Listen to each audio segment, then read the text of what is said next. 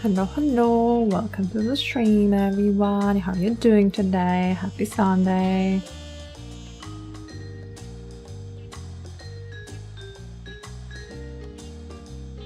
Happy Sunday.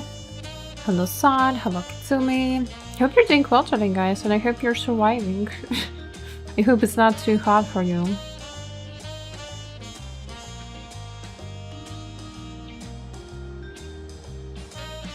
And here we are today, back to Final Fantasy XIV. We will be continuing Dawntrail.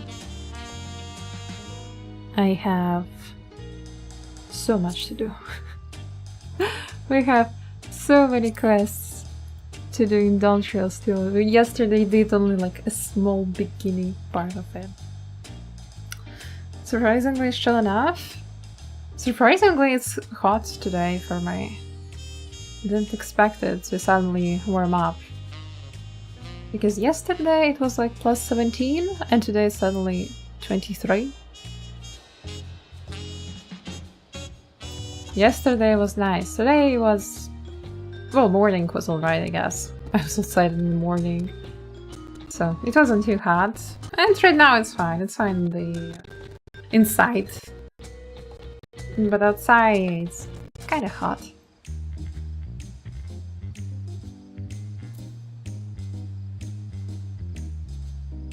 But alrighty, yesterday we helped Wuk Lamat get key to her first tablet, and that was something. She had to save the wilting crops, and she came up with an idea to host a festival, and it just miraculously turned out to be the right thing. I mean, if it worked, I guess it worked, but let's see what will be, you know, the next test for her. To Urkopacha, the approachable pal is awaiting your questions. I have been waiting for what feels like days, and eaten enough of Brookhaven's tacos to feed an army. What is it you'd like to know?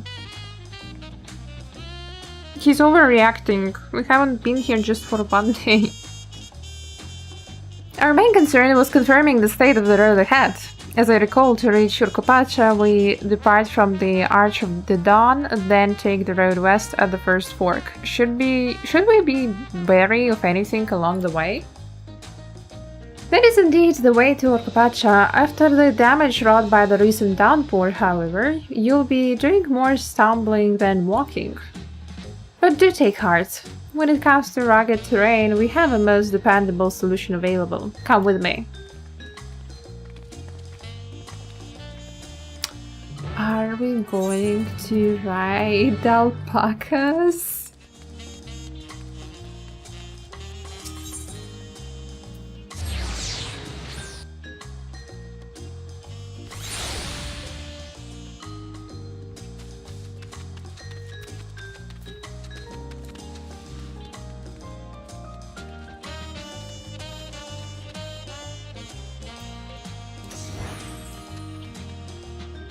We're going to ride alpacas! Let's go!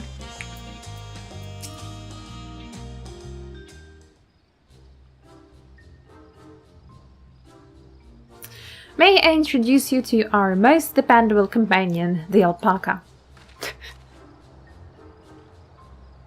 Look how cute it is! Why do you not like them? These animals can traverse Urkopacha's steep mountains trails as if they were gentle fields, and all while carrying heavy loads. Our merchants would be lost without them. So they fill much the same niche as our chocobos back home. You don't have alpacas in Orzi? Alpacas are native to Yoktural. Orzi has its chocobos and the eastern lands have their horses. Why go to the trouble of bringing another pack beast in a place which ill-suits its qualities and where it's not needed anyway? But must we ride these little monsters? I get the impression you aren't fond of alpacas. When I was small and being a bit naughty, I went around pulling on their wool. One of them spat on me. Well deserved. And it was the foulest stench you can imagine. I see. What are they like to ride? Alpacas bred as mounts are inquisitive and docile. Even those without experience find them easy to handle. We are really doing this then. So, was my information useful to you? Yes, very helpful. Even if it wasn't what I wanted to hear. Good, I'll take my payment now. You want me to pay you? I guess I should have expected as much from a Pele merchant. Let me see what I have on me. The Pele value the act of spreading joy through trade, as you should know. They take pride in making deals that benefit both parties. We have seen that somewhere. Here you go, a fair price for your fair advice. Yes, I made the trade with the third promise herself. My friends will never believe us. I shall be on my way now. I wish you safe travels. Off you go then, and thank you.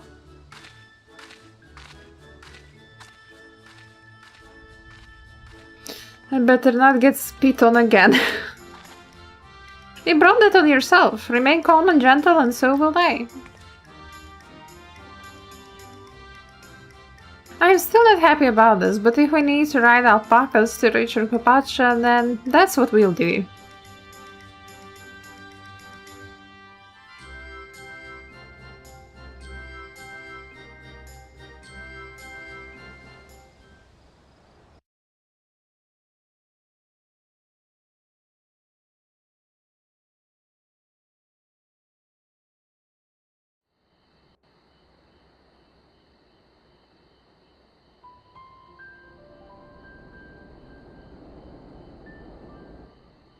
Turali poets of yore sang of a mountain that would stand tall, even should all other lands sink beneath the sea. Indomitable and eternal, it arises from Urkopacha, the 100 peaks of time. Of all the beasts which crawl and fly, only the legendary Valigarmanda could hope to disturb the summit's serene majesty. Yet, with that flying calamity imprisoned by the Dawn Serpent, what great feat remains for those who would claim the throne?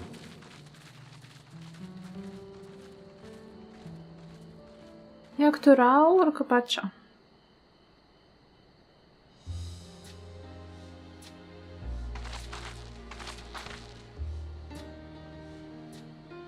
So this is Urkopacha. I've never actually been here before.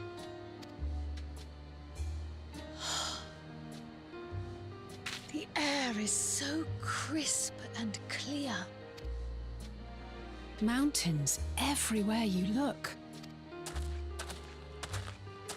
That one massive peak in particular has quite the presence. It puts me in mind of Som-Al. That is Workor Sormor, the tallest mountain in Yogg-Tural. Its sheer height makes it an imposing climb. But there are other reasons the ambitious keep their distance. Bring our child her own continent, that's crazy. True, like it's so weird that she is so clueless about her own country. That's so weird. Like, I understand that Erenwil is very knowledgeable since, well, he's a cleaner. And he was always trying to find the Golden City. But why is she so clueless about everything? She has the knowledge level of Alizé Alphano who know nothing. Hey Gripples, welcome to the stream. I think so weird she never ever go like once to any of the other parts, like bro you never left the city. Yeah, like she was at the Hanu place, right? But it was when she was little, when she was small child. Like, that's so weird she doesn't go anywhere. Where to begin? Excuse me, but you're Wuk Lamat, are you not? I hadn't thought to encounter one of the Dawn's promise here of all places.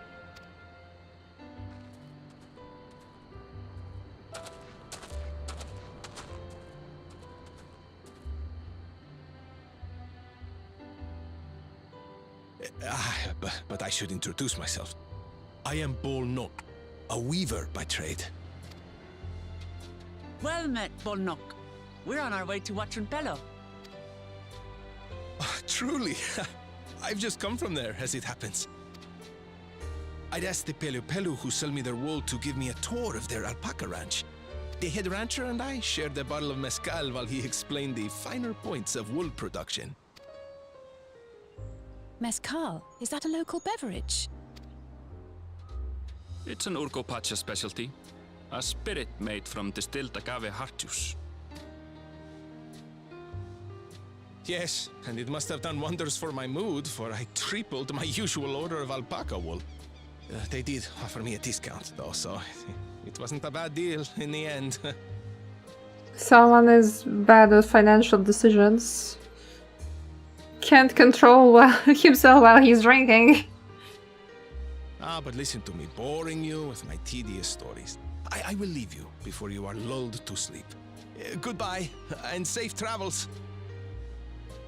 Bye-bye. Impulse purchasing, yes. Oh, silly me. I almost forgot to say the thing I actually wanted to say. Oh, what is it? Peace for Tural. I agree with your vision, third promise. You have my support in your bid for the throne. Oh, please, that. Yes, that's nice.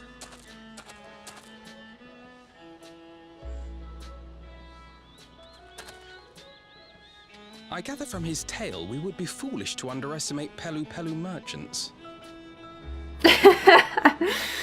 Someone has PTSD. Do more than run the markets in Tuliola. Pelu Pelu peddlers can be found everywhere in Tural, traveling from place to place on their sturdy alpacas. They are effusive and engaging speakers, and many's the customer who's been talked into spending more than they bargained for. They won't find this customer so easily charmed. Yeah, sure.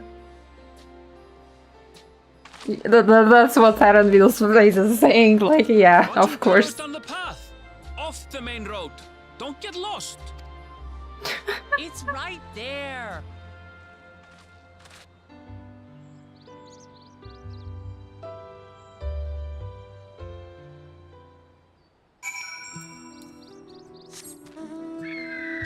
She's a bit too silly. Oh, you can fight alpacas. Did not imagine that.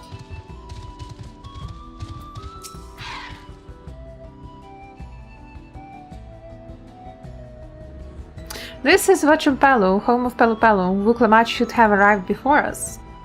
Yeah, it was literally like, I don't know, 10 steps. That's not good. You've come all this way for the right of succession. Oh, so this means I'm exchanging words with a future Dawn servant. Please, the outcome is far from decided, but it's a possibility. How fortunate then that I deal in cloaks woven from especially luxurious alpaca wool. Such a garment would look magnificent when draped over the shoulders of our budding ruler. And a nation's ruler should dress her best for her adoring people. Yes, finery for our finest lady. That's right. Come, third promise. My well-stocked shelves are but a few steps away. Finest lady? I like the sound of that. Alright, I suppose a quick look wouldn't hurt. Ahem. What did we just talk about? Erenville, when did you...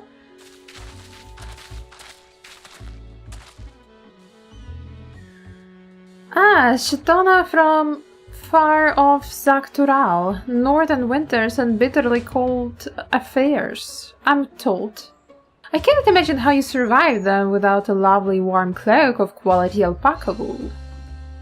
Hi Shira, thank you so much for the sip. You also sip. No, thank you. I'm not in need of new clothes at the moment, and neither is the third promise. Perhaps another time. Of course, my shop door is always open.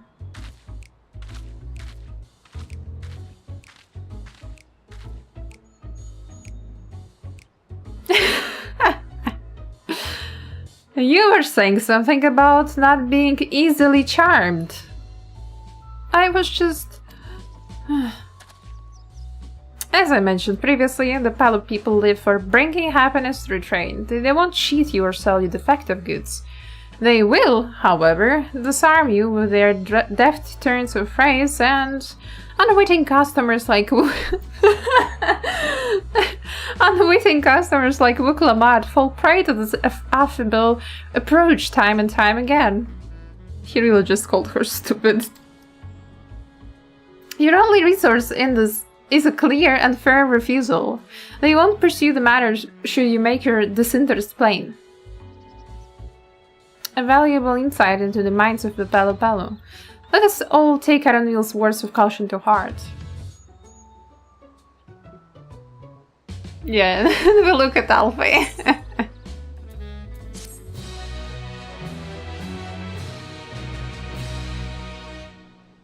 Hey Space, welcome in.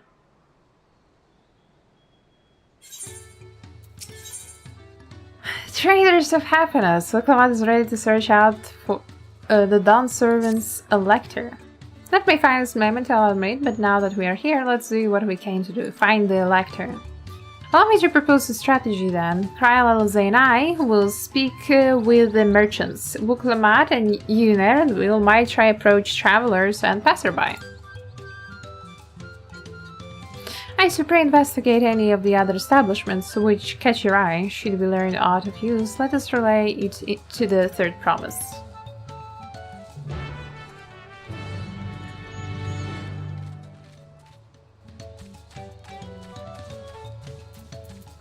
First we attune.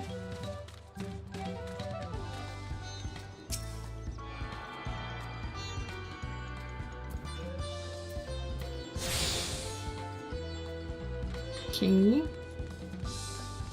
Distillery worker. The Dawn Servant Selector. I thought you were a new face in town. Here for the right of succession, I take it. Me, I don't much care who sits the throne so long as they keep Tural peaceful.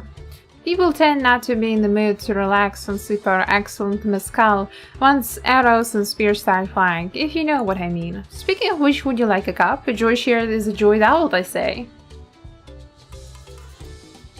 Alright, yes, you're asking about the Elector business. Being a bit freshly returned from my trading route, I've heard that there was a contest of food, but not much else. Our head ledger Tobley could probably tell you more about it.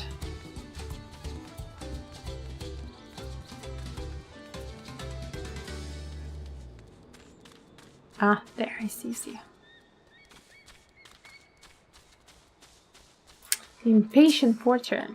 Elector, so yeah, I've heard all about the right of succession. They're looking to put a new ruler on the throne, eh? Personally, I'm rooting for Zoral Ja. If the first promise wins, he'll try to expand our sphere of influence.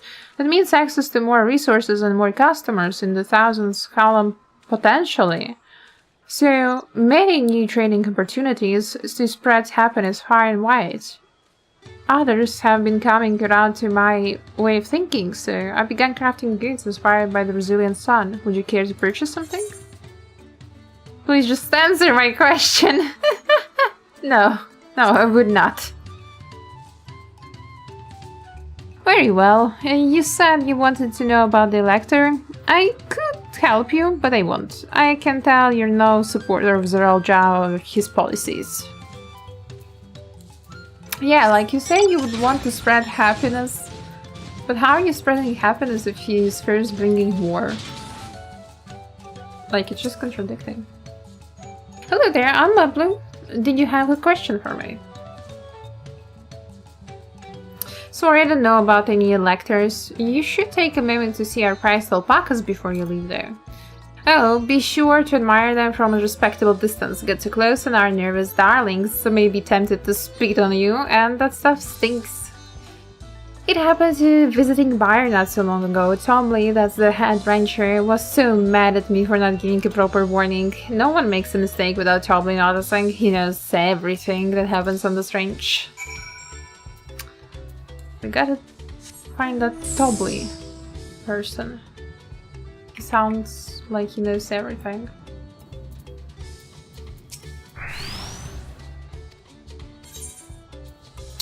And let's unlock trader.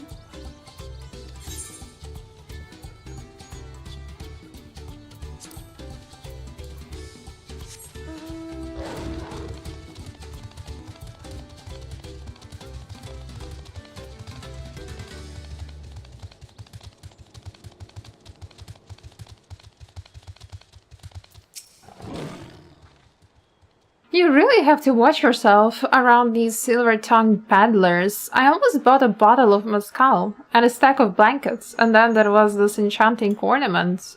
Anyway, I did manage to learn that Tolu is the man to talk to about the contest. Now, if only the chair where this head ledger of theirs is to be found. Really, he's also the head rancher. Well, the alpaca ranch is not far from here. I say we pay it a visit before the others return. I bet an alpaca spits on her again.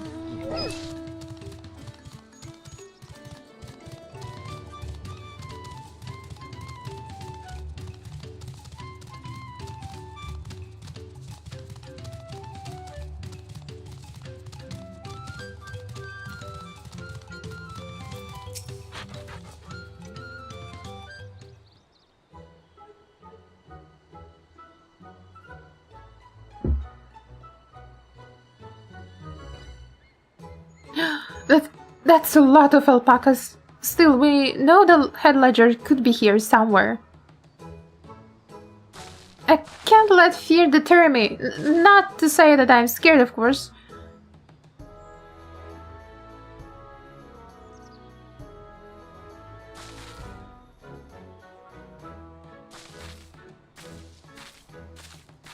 Excuse me, is one of these workers Tobley? Tobley? Oh yes, he likes to mingle with the range hands and keep an eye on things. I can't tell you which one he is though. You can't? Is this part of the contest? All I can say is that Tobley often mentions his favorite pungent subject. He also can't resist a profitable trade. No, who among us could, am I right? Still, if you bring him a very good deal, he might let his identity slip. So it's like a game. Easy enough. All I have to do is offer Tobley a deal he can't ignore. No problem at all. Well, maybe one problem. I don't think my purse is deep enough to pay everyone we think might be Tobley. Let's ask some questions first to narrow down the field. Great.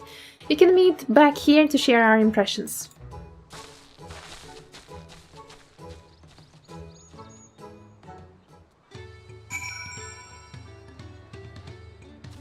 Well, these guys sure are full of secrets. Well, obviously I'm not Tobley. I mean, oops, I shouldn't have said that. You meant to find out for yourself who Tobley is, or if an elector is even in the village at all. Good luck.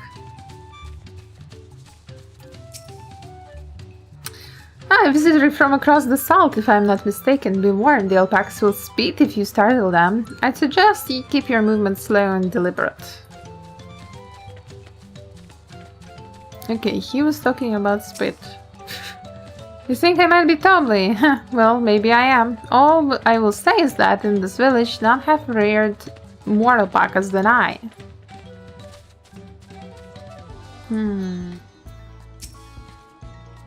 Am I Tobley? Yes, that's me. Excellent work from the third promise in her entourage. Sharp instincts. Shall we commence the rite of succession then?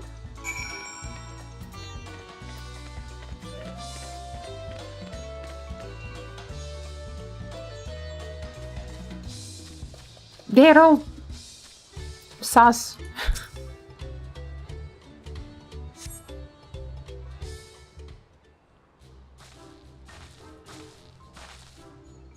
I see, we're both done with our interrogations. So who do you think it is? I have my suspicions, but let's hear your pick.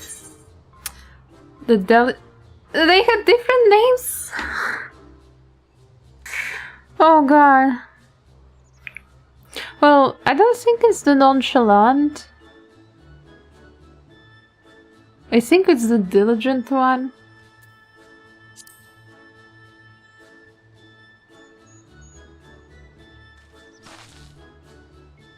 Ah, the worker so intent on stable chores. I had my eye on that one too, trying to rip the mask off our mystery ranch hand, so to speak.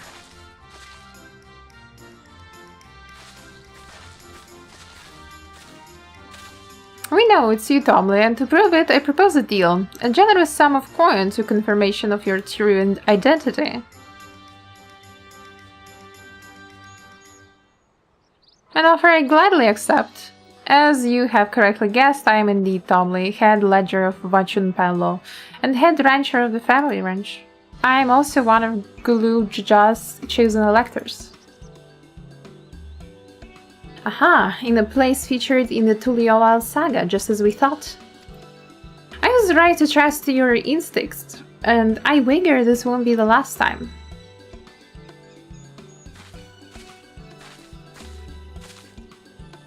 She found you out fair and square, Tomley. And I'm glad she did. Would have been a pity that her beat ended here. Wait, Tobley. Tobley was a merchant in Final Fantasy X and X-2. I was like thinking, why is that name so familiar? And that guy also was wearing a mask like that.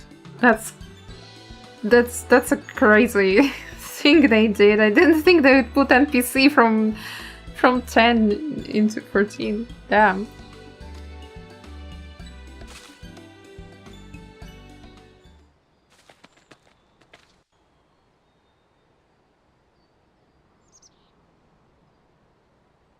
Crazy lore drop. Yeah, an Easter egg. Servant's elector was the first step of the feat.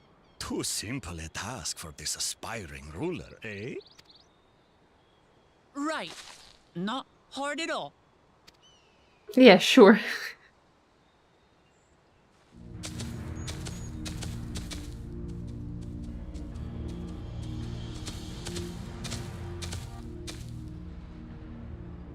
Zorolja.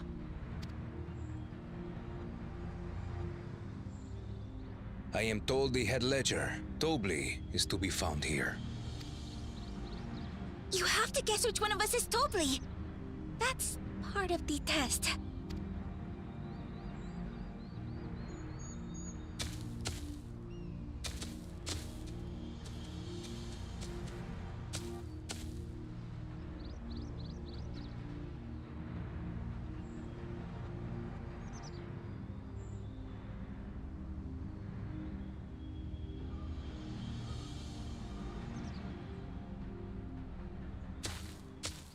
You're Tobley. Without even asking a single question. Very impressive indeed. With that amusing prologue out of the way, we can proceed to the actual challenge.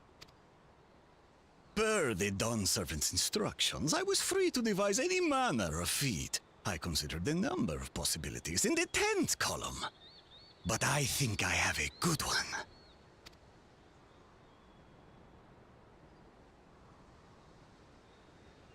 You must go forth and capture for me an alpaca.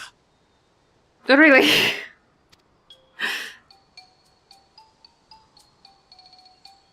Without getting spit on, I guess. While I've not had the best experiences with alpacas, aren't they generally docile creatures? That doesn't sound like much of a challenge. Bring out the example! The example? So fluffy!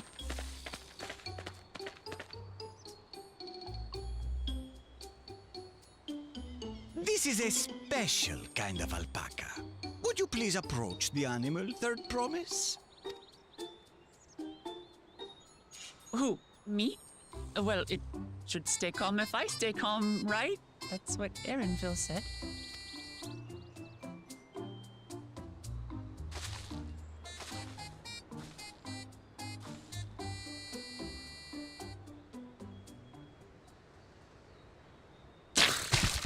Oh my fucking god!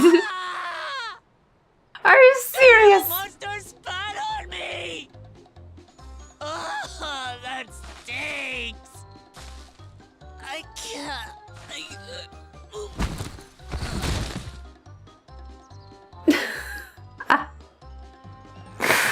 That was a headshot. Alpacas are paradoxical creatures, being both extremely curious and extremely cowardly.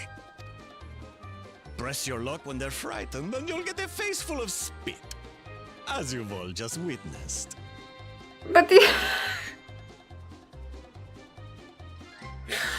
Oh Has my an awful god. stench, their expectoration. The globs contain half-digested food, you see, making it an effective deterrent against perceived threats. Wild Valley breed like this one are especially timid and can therefore be quick to lash out. They're also especially hardy. Indeed. We take the rugged wild alpacas and breed them with our gentle domesticated stock. This produces the strong but biddable pack animals prized by our traveling merchants.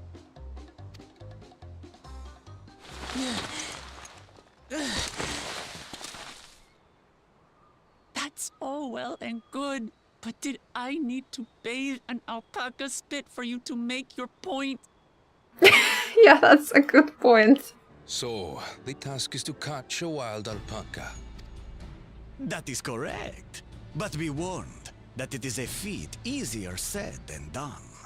I suggest you prepare well before you enter the valley where the creatures dwell. And by you, I mean the claimants only. Allies are not permitted to assist with the catching. The alpacas will help me judge which of you is worthy of receiving a keystone.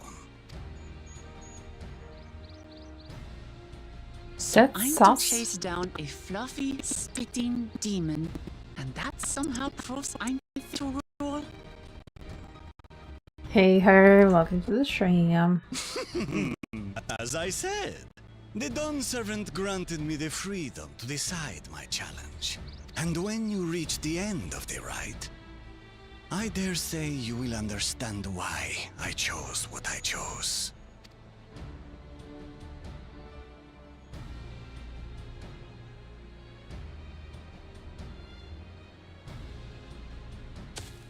Very well. This won't take long. Wait! Didn't I warn you this was easier said than done? There are preparations to be made, factors to consider. A beast is a beast.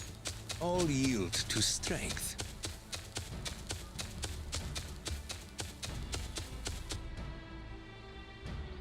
Back to working, have fun gaming. Thank So you. far, this And good luck experience at has done work. absolutely nothing to improve my opinion of alpacas. Such is life. But that doesn't mean I can't do this. Revolting spit aside, they're just another animal. They're just another animal.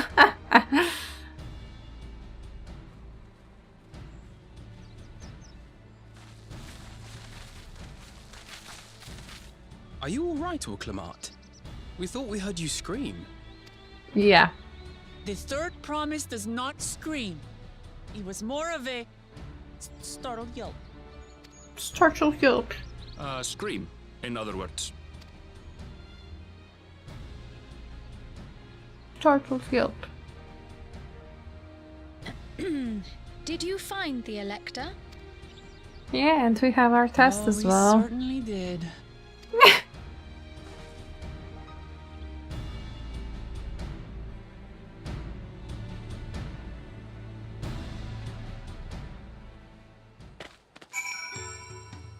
We gotta bait the alpaca so it would come to us.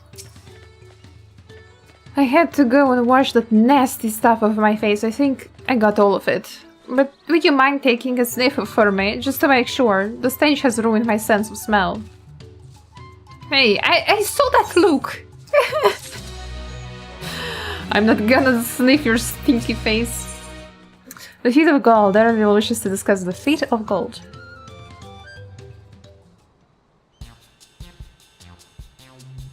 Wuk Lamat helped demonstrate. The wily alpacas are wary of people. Getting close enough to catch one will not be an easy task. You might have warned me about that earlier. I have enough trouble with tame alpacas. How do you expect me to wrangle a wild one? With the proper saddle. We infuse the leather with a relaxing scent that soothes the speeding beast. Wonderful, give me one of those then. Have you perhaps forgotten we are a clan of merchants? If you want a taming saddle, then you'll need to find a saddler and make them an offer. They don't come cheap, of course. Crafting a saddle will cost you the equivalent of 10 pel, if in the thousands column. You mean 10,000 pel? I don't have that kind of coin.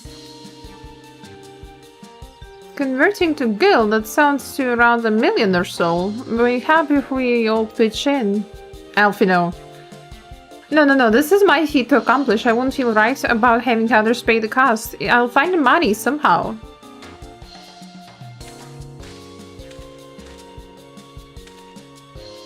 In that case...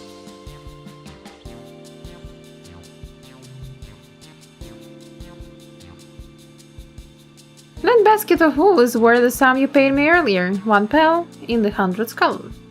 Beginning with the wool, you can trade for even more valuable goods until you have something suitable to bargain with for the saddle. That's a nice gesture, but you think I can turn 100 pel into 1 million? That's 10,000 times more. We need 10,000 pel, not 1 million, so we are looking at 100 times more. Oh right, I panicked and got it confused with Alfino's million gil.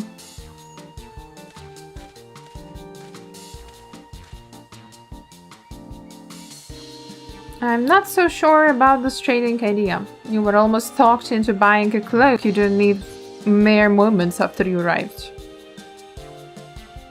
But I hate it when you're right. Then let me help you with your deal making. Hello again? Mobley, I work here as a range hand, but I've also learned a lot about peddler profession. Is it alright if I aid them now, yes? I guided the claimants towards the first step of the feat, like you asked. As long as Wuk Lamat goes alone to capture her alpaca, she's free to accept assistance from whoever she likes. Hooray! Let's see about getting you that saddle then, third promise. I don't know why you made your offer, but I could use an ally with a big for bargains. Welcome aboard, Mobley. Should the rest of us stay behind, perhaps? It made it easier to haggle over prices without so many voices chiming in. Yes, stay here and pitch in with the ranch work. With Mobley, I'll need extra hands to tend to the alpacas. Gladly, although I think you should go with Wuk Lamat. You've seen markets and bazaars the world over, and surely have sage advice to share. In that case, you should also hold on to the alpaca wool. If it's misplaced or soiled in some way, you'll have nothing to bargain with. As if I'd do such a thing, but I'll leave the wool with Iso anyway. The better to keep my hands free.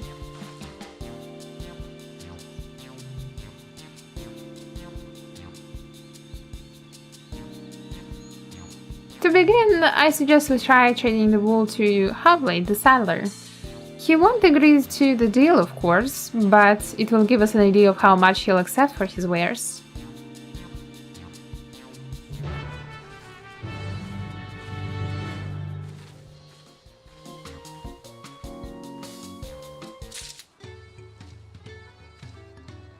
Well, that for sure took an interesting turn.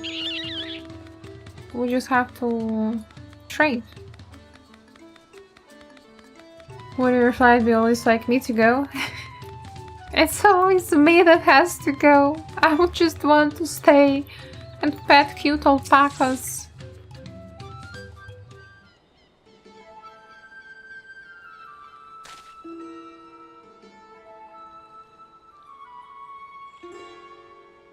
Something I can do for you. We've come to bargain. I need one of your special taming saddles to catch a wild alpaca. A saddle, is it? And how will you be paying for it?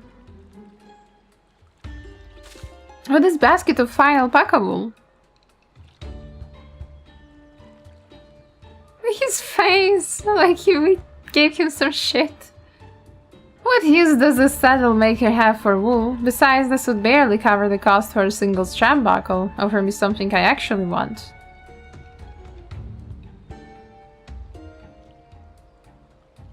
And what might that be? Mescal. I like to nurse a cup a day's end, while I inspect my finished work. Bring me a jug of quality stuff and you've got yourself a deal.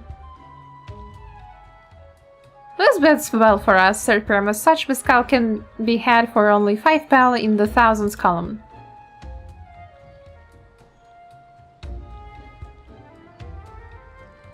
Hold on. Did you say third promise? Then my offer has changed. The saddle is going to cost you a jug of premium mezcal, aged 3 years at least. 3 years? That stuff is valued at 10,000 pel or more. Why have you doubled the price? Because I must support the man of ambition who will see my business prosper. Zoral Ja will go to war, and his cavalry will need saddles. Lots of saddles. It's nothing personal, third promise, but I won't sell you my craft for anything less than my asking price. What an asshole. Well, I guess he's not wrong though. Where's business? Can't say that I blame him. I'm known for championing peace, and peace is unlikely to bring him more customers. Those of our grandparents' generation remember the dark days when the clans were at war. Many of these Pelu pray for your victory, Wuk Lamat. The younger ones, though, to them strife and bloodshed are children's stories. They think themselves safe from these horrors and take the peace we now enjoy for granted. Still, others aren't satisfied with this quiet prosperity and crave the future the Second Promise envisions. They become obsessed with the innovations like the dirigibles that have made trade swift and easy. Then you have those like Havlik, convinced that the First Promise's plans for conquest will afford them opportunities for great profit. But what about you, Mablu? Aren't you one of the younger generation? At least a year or two younger than me, I'd say. Oh, I was raised on the old tales. I have memorized the accounts of what it was like when the Yok Hui ruled our village. That's why I offered to help. I want you to become Dawn Servant, to keep our nation from going back to the way it was. Well then, I guess I'd better make sure I win the contest. But the price of but the type of mezcal the saddle maker wants is so very expensive. Weren't we expecting to need 10,000 pel from the outset? Nothing's changed, we just need to get on with it. I may not have a head for trade or the stomach for alpacas, but I won't give up with a piece of Tuliola along the line. Then neither will I. We will make you Dawn Servant. Aiming for the 10,000 spell jug right away will only bring us failure and frustration, so let's first try exchanging the wool for anything even a touch more valuable. The trick is to find someone who needs alpaca wool and is willing to trade it at a loss to acquire it. Someone who supports your bid for the throne, for instance.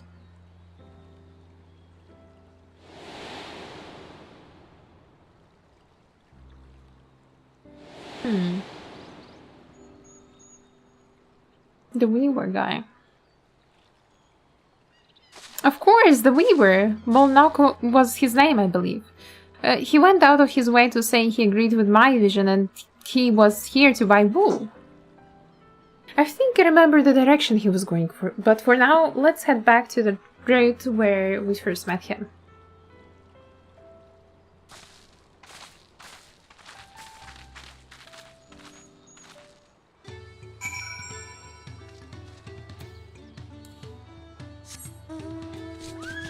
Right? Can I get through?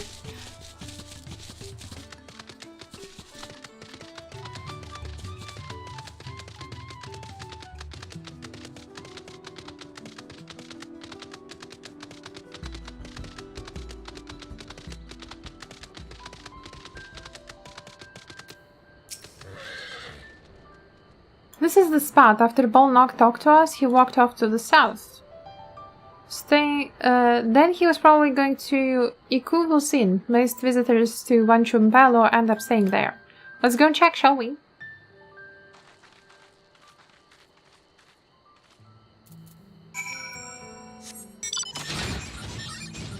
Let's go and check. That's quite close. Why do they not have their own inn or something like that?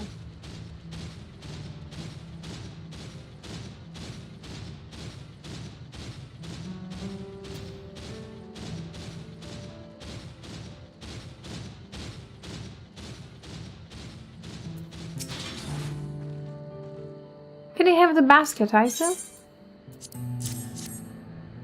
Just don't get it dirty. Thanks. Now let's see if I can turn the profit. Can she? Bullnock, I'm glad we found you. Are you interested in making a trade? Third promise, you wish to do business with me? Might I ask what this is all about?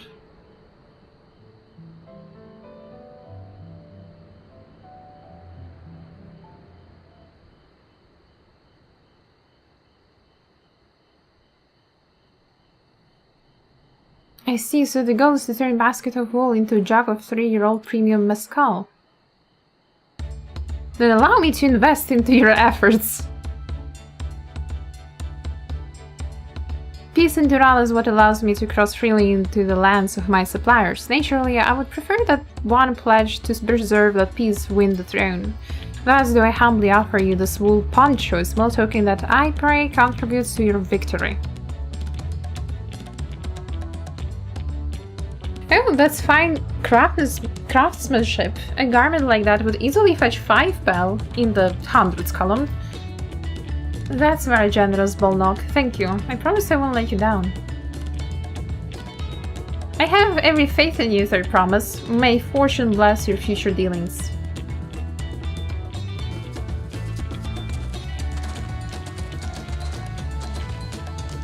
I can't believe you quintupled your investment with your first deal. We're off to a spectacular start. Only because Isa remembered our weaver friend, all I did was hand over the wool. That's not true. The connections you built with people are vital. This is one of the most fundamental precepts for trading. One which you have instinctively mastered. You think so? I know so. Now let's take our 500 pel poncho and trade it for something even more valuable. Here, Isu, you take the poncho. If I lost it somehow, Erenville would never let me hear the end of it. Yeah, girl, you would definitely lose it. I'm glad we're honest here. All set, our next deal is waiting to be found. Question is where? Excellent trade! Oh my god.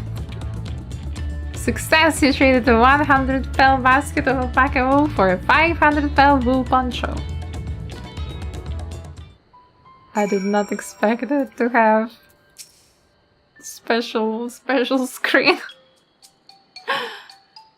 Leveraging connections is a sound strategy, but we should also consider supply and demand. An individual urgent need for a good poncho will offer more than a merchant simply looking to stock his shelves. That makes sense, but how do we know if someone needs a poncho? They aren't wearing one? They have a fabulous sense of style!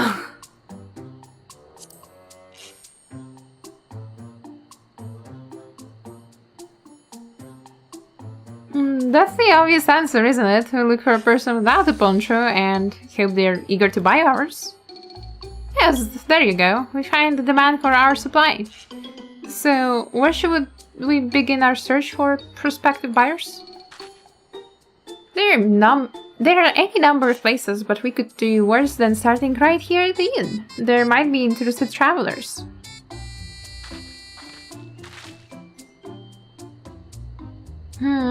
Who here needs a poncho? A lot of Mamulja hardly wear anything to begin with.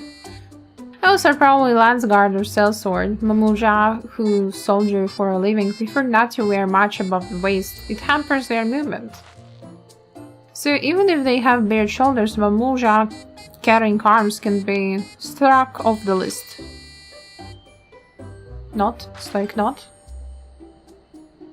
Okay. Hard beaten Hubigo, arresting Hubigo. He has something. Sweaty Dopro. Disconcerted? Mablu? Mablu, help! The problem is I don't really see. So this one is wearing some weapons, this one has a poncho, so I guess this guy. I don't see any weapons on him. Let's see, no coat or cloak, but also no weapon. Oh, we might have a winner.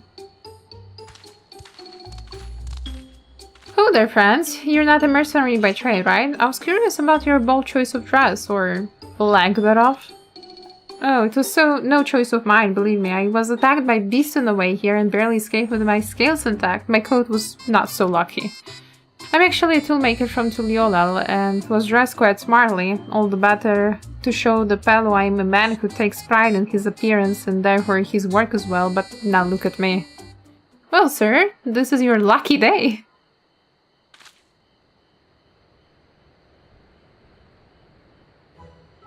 What a splendid poncho, this would be perfect replacement for the coat I lost. Would be willing to part with it if you'd like to make a trade, for one of your fine tools perhaps? What about this hatchet? I crafted it myself and will vouch for its quality. The blade looks sharp, the heft well made. I'd value it 1 pel in the thousands column. Oh, from 500 to 1000. We have a deal. Wonderful! A fine garment such as this should put me on even footing with any Pele merchant. Like the eponymous owner of Miplus Maid Garden, for one. Her field hands use hatchets to harvest the maid, and I thought to impress her with the tool I sold you.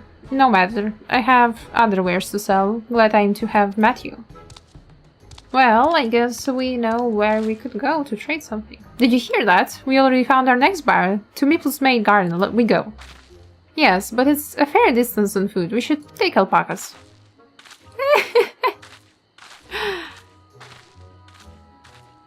The wounds are fresh. These ones will be the calm type, right?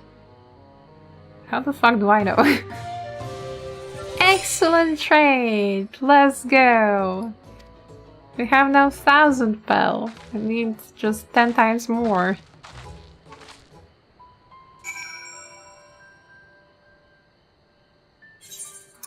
Okay.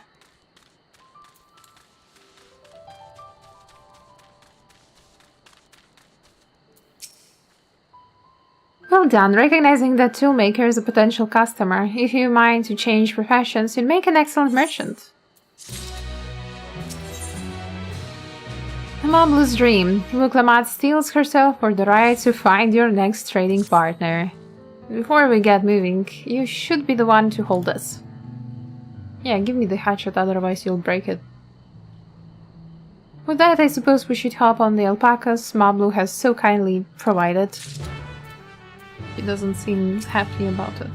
Ready to go? Let's mount up.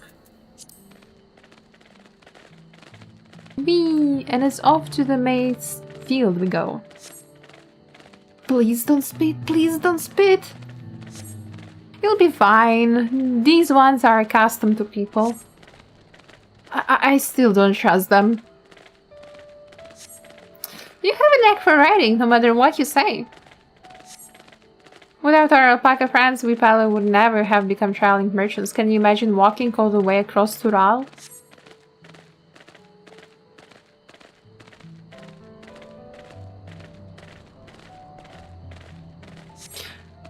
I swear that mountain is too tall to be real.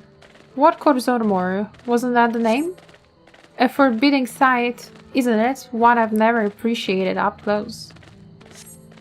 You have to take the long way around the cliffs to get there, to the highlands belonging to the Yokhui.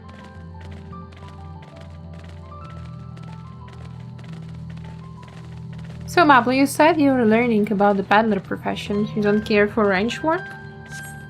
No, I love it. I love working with alpacas. But becoming a peddler has always been a dream of mine. It's just, I'm not sure I have the talent for it. If I can help you buy the taming saddle though, then that'd be proof that I can do this after all. In that case, you'd best get ready to be merchant. Look, we're almost here.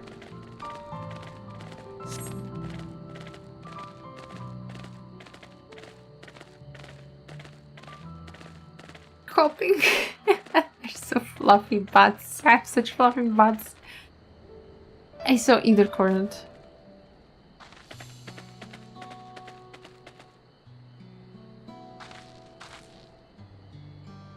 We made it, and without a single smelly incident.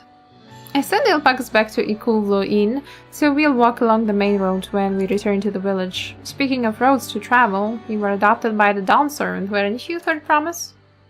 That I was. Then perhaps you understand. I was an orphan too, you see. Dobley took me in. He took in all the ranch hands, actually. All of them. Yes, and everyone works hard on their chores. Grateful for the opportunity to repay the head ledger's generosity, yet here I am, the only one wanting to go off and be a merchant.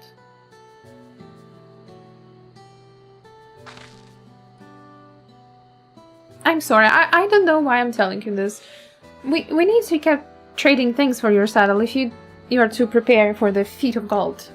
As it's made harvesting season, they can't have too many quality hatchets. Add to that Wuk Lamat's way with people, and we should have no trouble making a favorable deal. That's Miplu herself over there. Pass the hatchet to the Third Promise and let's get to bargaining.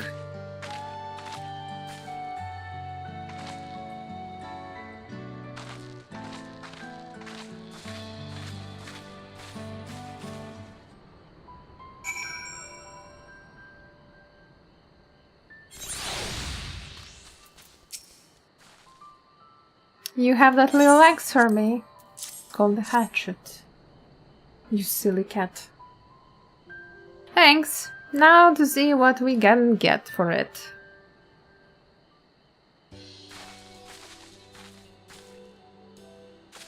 You're Maple, the owner of these fields. I have a mind to trade if you're interested. Well, the Third Promise. I might be convinced to entertain a proposal. What do you have to offer?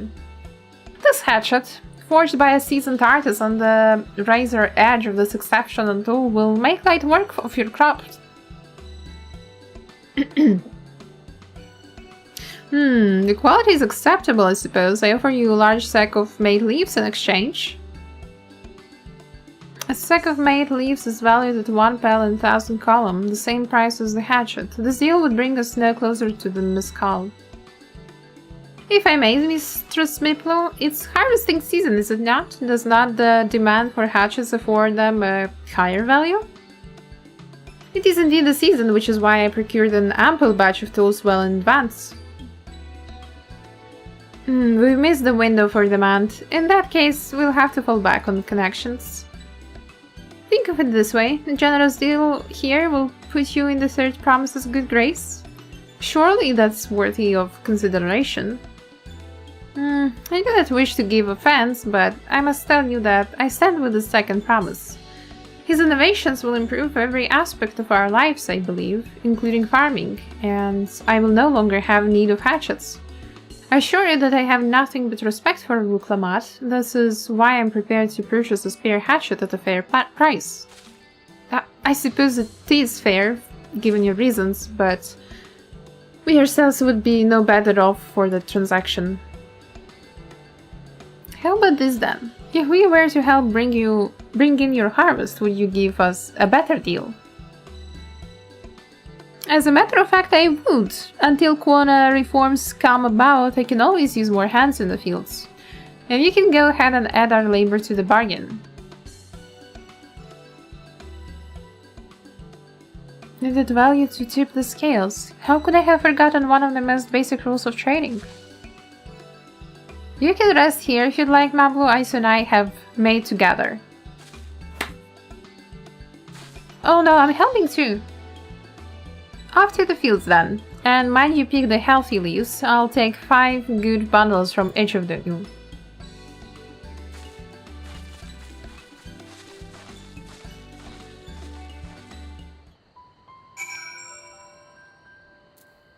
Alrighty. Let's go, botanist.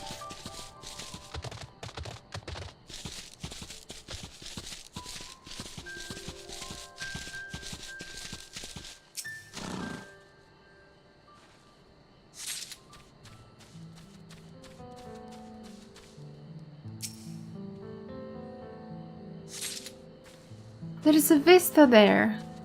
Got it. And I forgot about either current, I think. Alright, this is the first. Ta.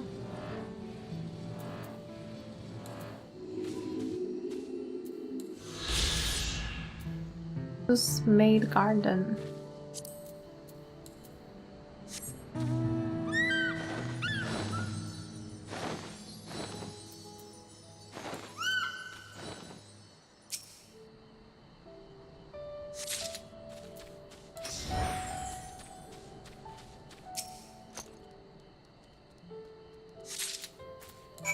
Okay, we did the labor.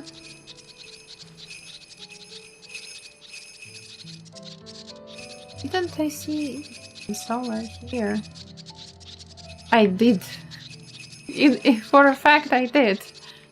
I was not blind. I hope those alpacas don't attack me. Don't spit on me.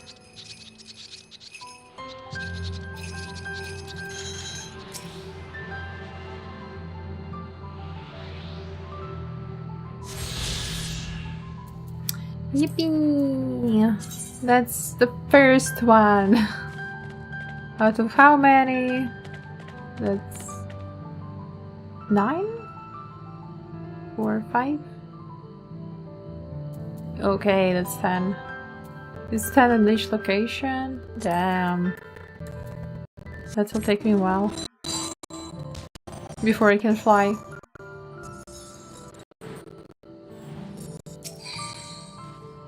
You brought me some leaves then.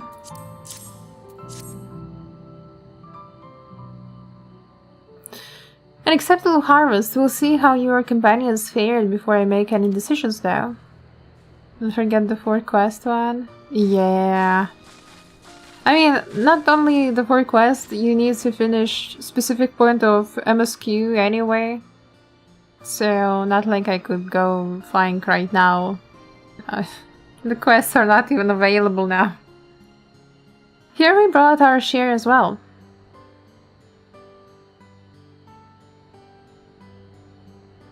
Thank you, Third Promise. This is more than enough to hold up your end of the bargain. Now it's time to honor mine. After adding the value of your labor to the price of the hatchet, I am prepared to offer you a full sack of our highest grade made leaves. Premium made. Bought at the shop, 1 sack of those leaves would cost no less than 5 bell in the thousands column. Then we can bid farewell to this hatchet.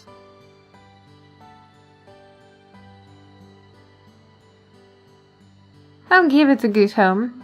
Talk of the contest aside, I'm glad we could come to a mutually agreeable trade. As am I. All the best with the rest of your harvest.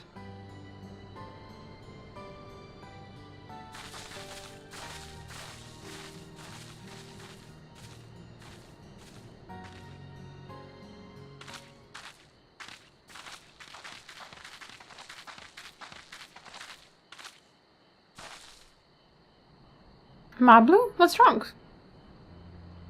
It's as I was saying before, even after everything Tom has done for me, I'm planning to abandon it all and become a merchant. But then I needed your help after forgetting a basic rule of trade. How can I expect Tobley to accept my decision then? Have you mentioned your plans to leave? So, you intend to give up then?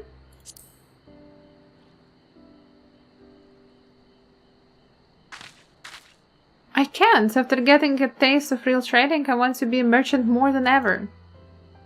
Then you'll have to be honest. I seek to follow my father's footsteps, but not because he expects it of me. I want to preserve Tyrell's peace, and become Dancer and happens to be the best way to do it. You should live a life of your own choosing, and I wouldn't be surprised if Tobley held the same opinion. So talk to him. You're right. It's better to find out for sure than worry over what he might say. Thank you for the advice.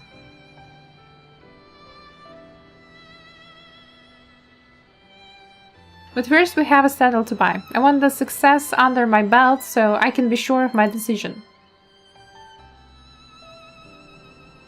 What's next then? We try to trade our tea leaves for something halfway to 10,000 bell? No, I think we're close enough. I say we go straight for the premium mezcal. Bargain our way into double the value, eh? Think you can do it? Trust me, I'll make this trade work. I admire you, Third Promise. That you're holding your own against such strong competition for the throne is inspiring. Am I really holding my own against Kwon and Zoral Ja?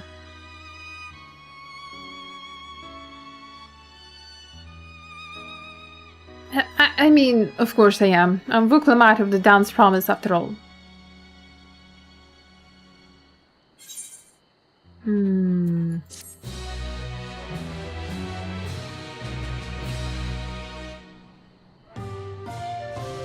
Excellent trade. Damn. 5 times more the original value.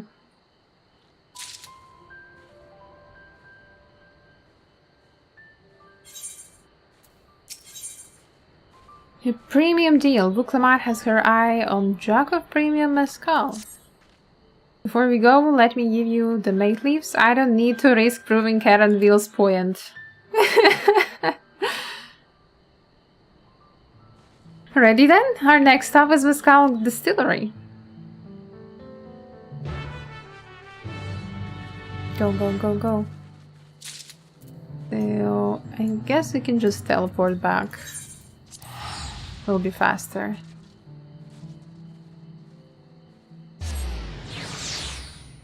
Aaron will always right. Yeah. You know, let's not prove his point. Let's just, you know, play it safe. Given that actually Wuk Lamat has some brain. We want to speak with a man by the name of Gobley. Even among his fellow distillers, he is regarded as a master of the craft. He knows the value of his product, so if we are to convince him to trade for twice what the leaves are worth, we are going to need targeted information. That means asking around and taking in the gossip. If you could talk to people here in the distillery, Aizu, perhaps Wuk Lamat could do the same at the village entrance. Meanwhile, I'll head to the north side and see what I can learn.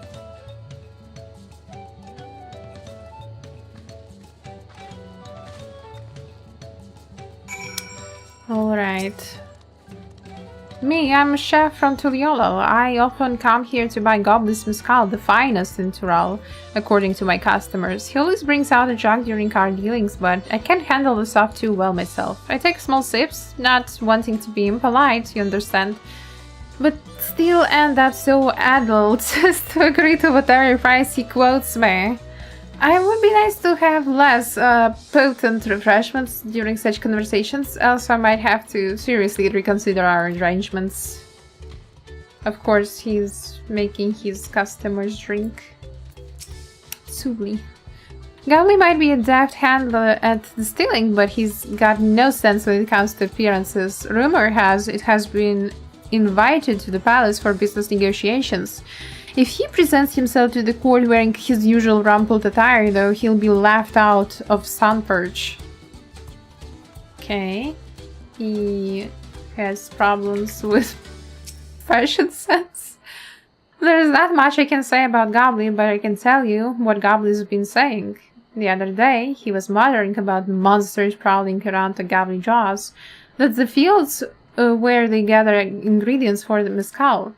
Their presence has made it harder to procure said ingredients and thus driven up the price of his product. A boon, some might argue, but it's hard to celebrate when it affects the work as it does. Can't rightly bring joy to people if you can't keep making the thing they love. Well, I guess you know what we can do. We can offer him the leaves that we got, and we can also kill the monsters. So, what did you find out? Oh, we can make use of all those tidbits. The deal is good as sealed. As for me, I found out where Goblin is working. There is a millstone at the top of the slope behind the distillery. You go on ahead and I'll bring Wuk Lamat.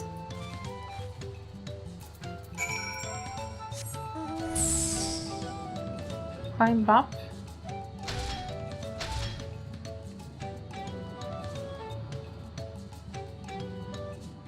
Ah, there he is. The alpaca. You have business with me, madam. Why don't we talk down below so as not to distract the alpaca from his work?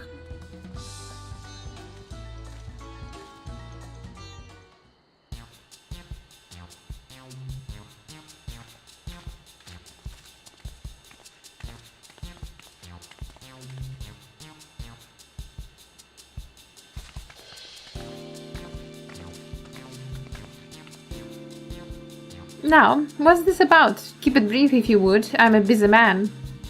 We're in the market for a 3-year-old jug of premium mezcal, assuming you have any on hand, that is. Ah, an excellent choice. I must warn you though, it doesn't come cheap. We don't have Bell, but we can offer a sack of mate leaves in exchange. It's top-grade stuff like the mezcal. No deal. Mate leaves are well and good, but I don't have any use for them.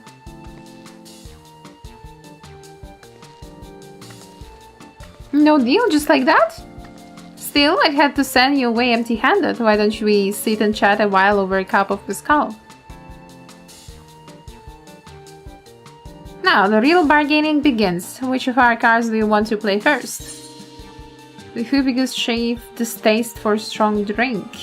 Goblet's invitation to the palace. The monster in the agave fields. I think the monster should be like the final, the sealing one. To seal the deal, let's talk about invitation to palace, maybe? Let's hold on that one. We need to consider our timing. This one?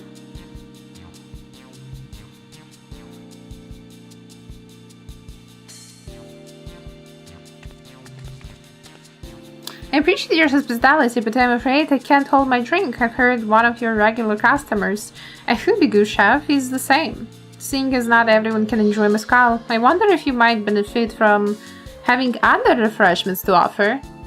Something like made tea, for instance, and brewed from the finest leaves, of course. You're right, absolutely right. I had noticed a growing reluctance on the part of my Hoobigus friend, but did not realize I myself was to blame. I must endeavor to be a better host. Still, even with that added value in mind, no sack of leaves is worth the mezcal you are after.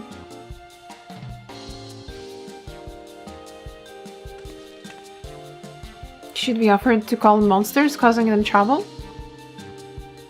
Not yet. We'll keep that card up our sleeve until we need it.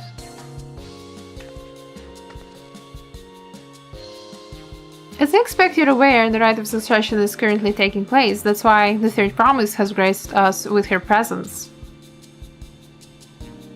When the contest is decided, the subsequent ascension ceremony and banquet will be a prestigious affair. If your mezcal were to be served there, it would bring you, your distillery, immeasurable fame.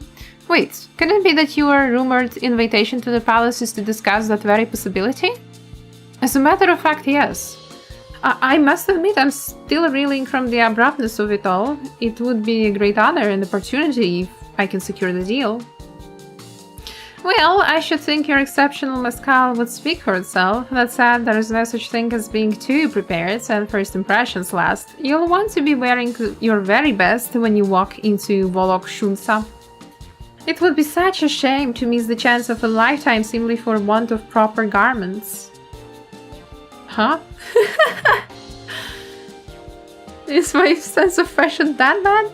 That it would. Are you saying you have garments to offer? Something ideal for court?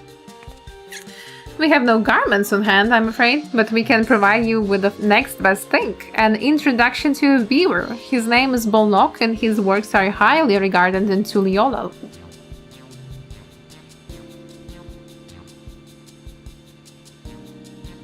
As a supporter of Wuk Lamat and keen observer of palace politics, he will doubtless be happy to guide you into the section of an outfit to fit this golden occasion. This is certainly a tempting proposal and one of which I should like to take full advantage, but the scales still aren't quite balancing.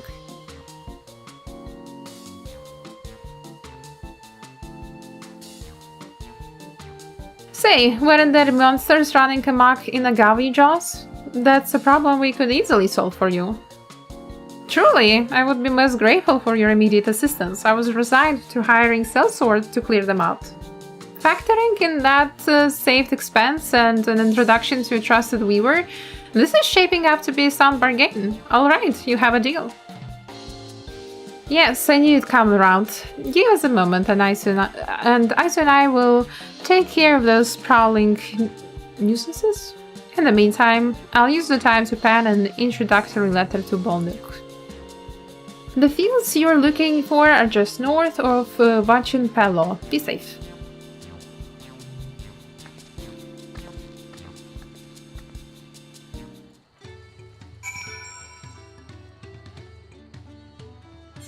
Alright, let's quickly deal with the monsters. Do I even come on top, or where the hell do I even go?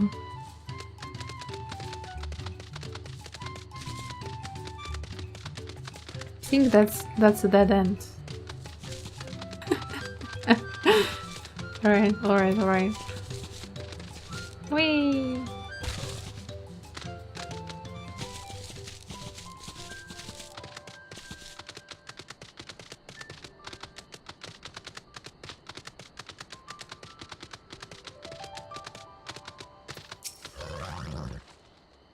That should be a Gavin Jaws, just over there. This will go faster if we split up. Come and find me once you finish clearing out your share of the pests.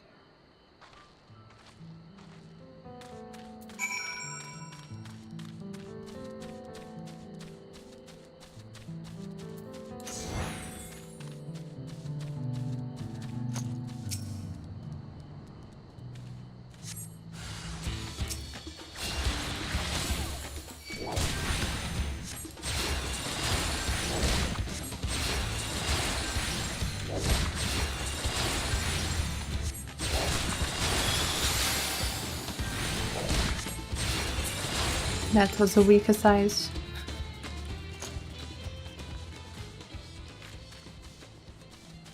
Oh, I see the next one.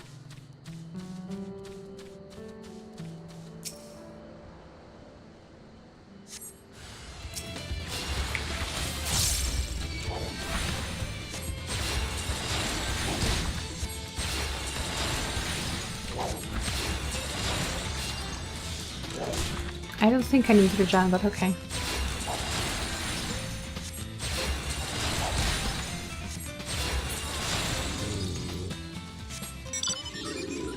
And one last.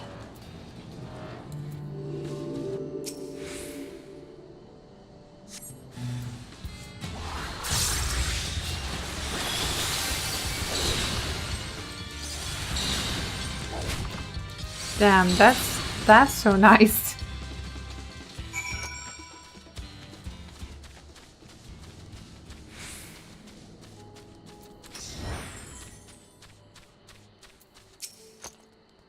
Compared to the creatures I hunted with Papa, this was no challenge at all. Come on, let's head back to the distillery. All that's left is to give Mablu the sack of leaves so she can seal the deal.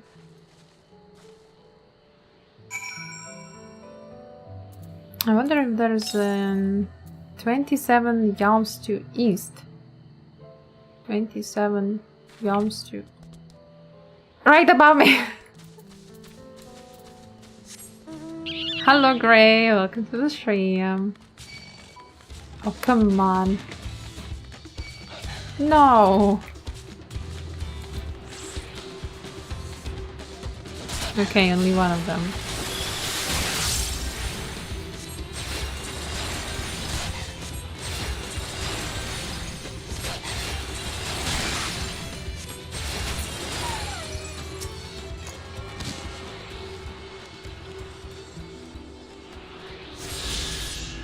Nice.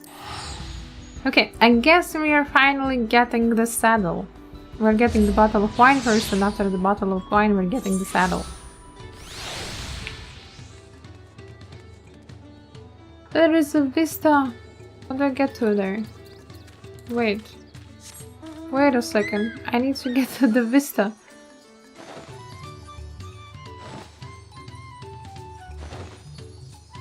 So I guess I climb the hill?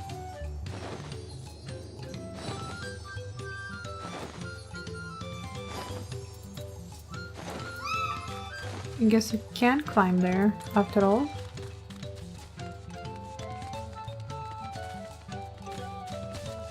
Come on. Yeah! Yes! The vista!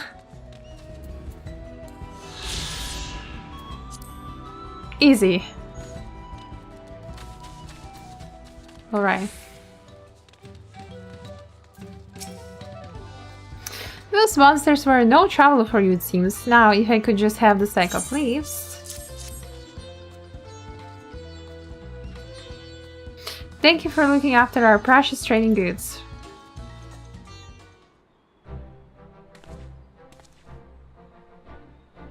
Your monster problem has been resolved, Master Gobbly. Here are the made leaves and a written introduction to Bolnock as agreed.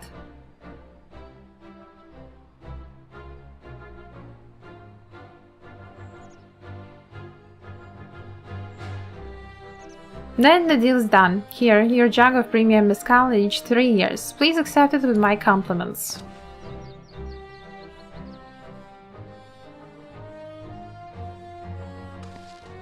Yes, we finally have the mezcal. Great work, especially you, Mablu. You were the one that inspired me to come this far, Third Promise. But let's not celebrate until we have the saddle in hand. Mablu, is it? You drive a hard bargain, young peddler. I look forward to doing business with you in the future. Thank you, but truth be told, I'm just a ranch hand, for now. Should I ever become a proper merchant though, I'll be back to strike more deals with you.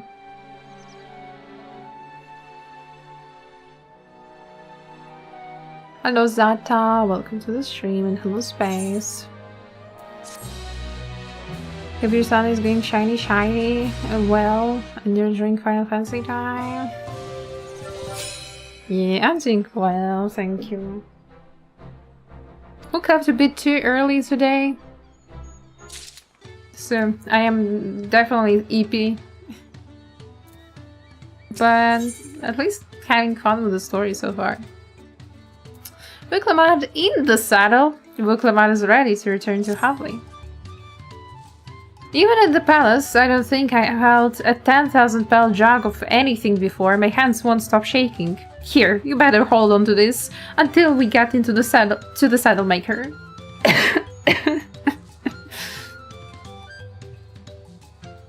Can you imagine if he dropped it and had to start all over again? Luckily, how this place is not far. We just need to head across the plaza. Yeah, let's not imagine dropping it. Imagine now warrior flight slips and breaks the jar.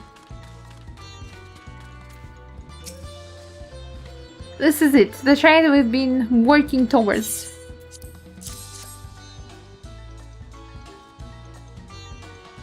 Phew, still in one piece. Right, time to make our deal.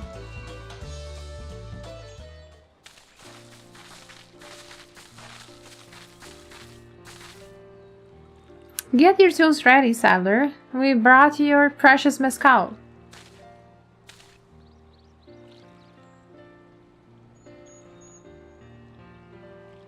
Wait, you actually got your hands on a jug, but you had nothing, a few measly clumps of wool. What we had was an inspiring trader with a gift for negotiation.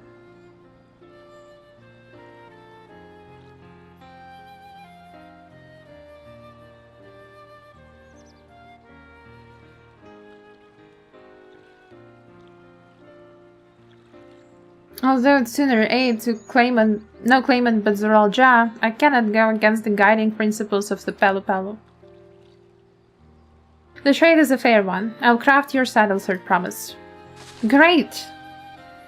Stay and wait if you like. I have all the requisite materials, so this won't take long.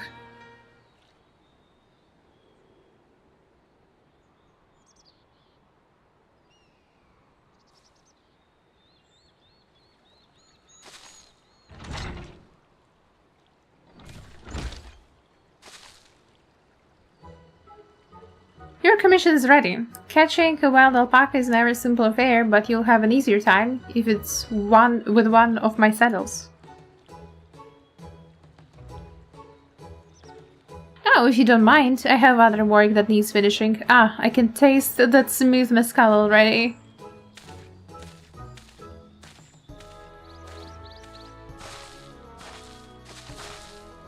We did it! The saddle is ours! You're celebrating a bit too early, you also have to catch the freaking alpaca. And to think we started out with only 100 pearl basket of alpaca wool. Mablu, you're going to be an incredible merchant. Thank you, it makes me so glad to hear you say that, Third Promise. We got what we came for, so let's return to the ranch. The others will be waiting. Feat accomplished. Taming saddle, yippee! A big success. She forgot about that. Yeah, she forgot that small point.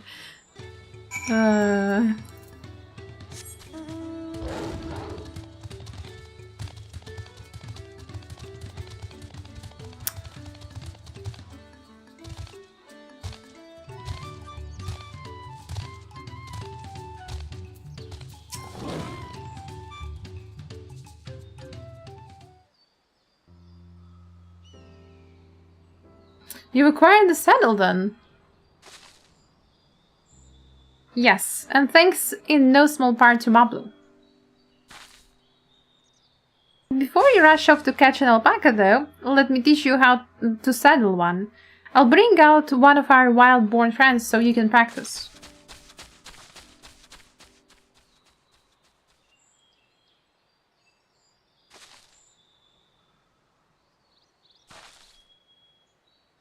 I know. This is something I need to learn. Hello, Mika. Welcome in.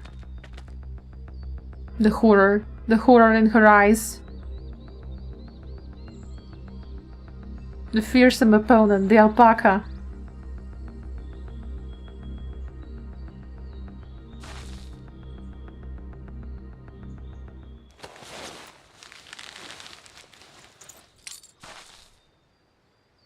Great sunken gods, I did it!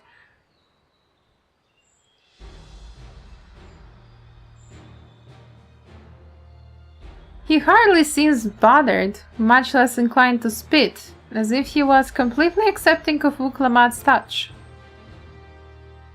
That is because of the singular scent with which the saddle has been coated. Alpacas find it very soothing.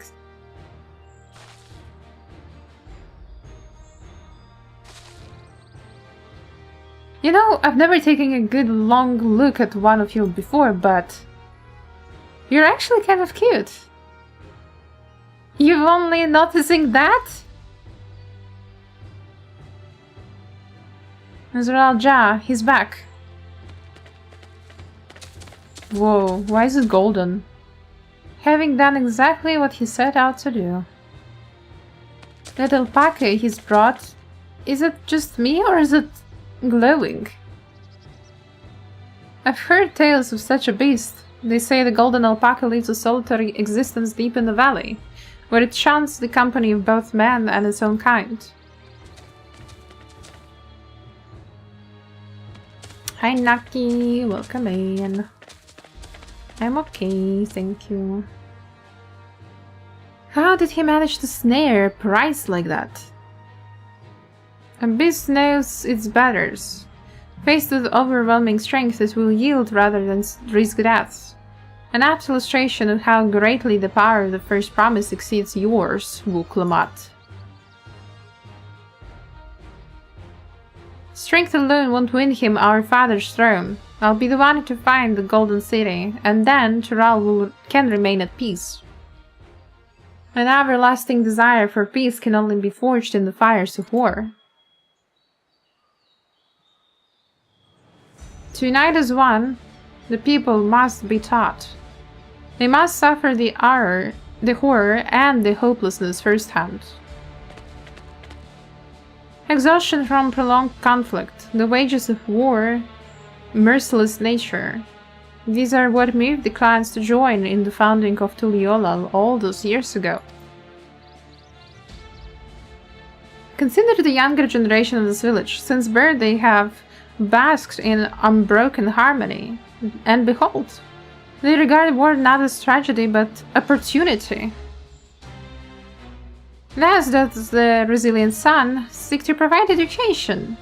He offers much-needed lessons in the realities of conquest and a renewed appreciation for peacetime. 'Tis true that war's misery breeds a longing for peace. But I have seen with my own eyes what becomes of an empire forged through the violence you propose, the rebellions it spawned, and ruins it left behind. The Garlean Empire was a congregation of simpletons. Are you serious? The oppressed fought back against the oppressors, as well they should. Men are not beasts, only a fool would seek to rule over all with the threat of force alone.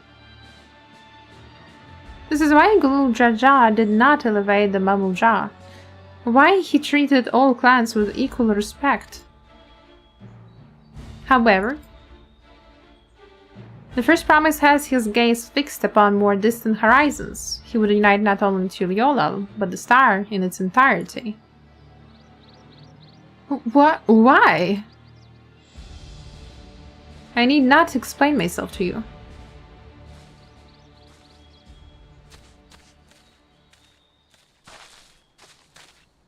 Oh, well done indeed. The first promise has completed the feat of gold with an appropriately golden flourish. May I present to you your much-deserved keystone?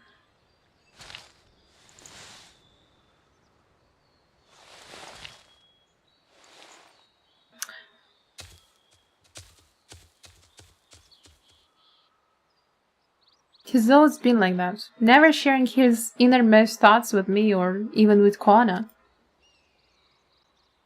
It's like we're not even family.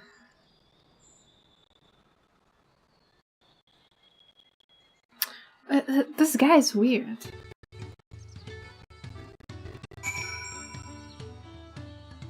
Like, in a bad way weird. I missed my chunk so much. Look how chunky he is. Look how fat he is. Now he's rolling around. Roll. Come on, roll.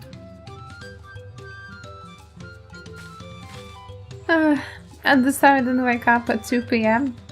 And at what time did you wake up? At 3 PM?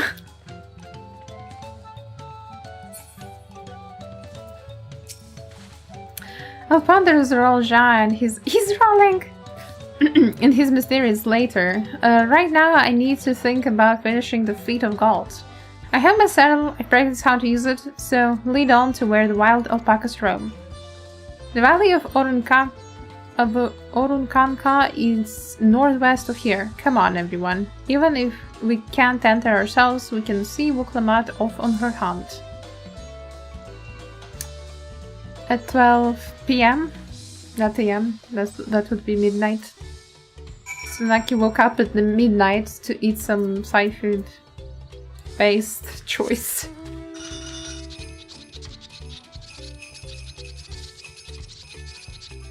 Just got back home. I hope you enjoyed foodies.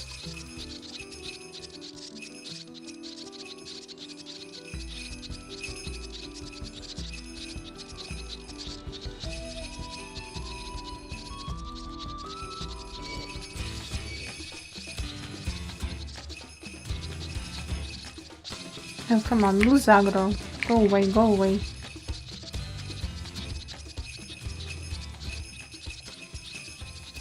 Do we have any cures here? Oh, to the west. Should pick up on the way back.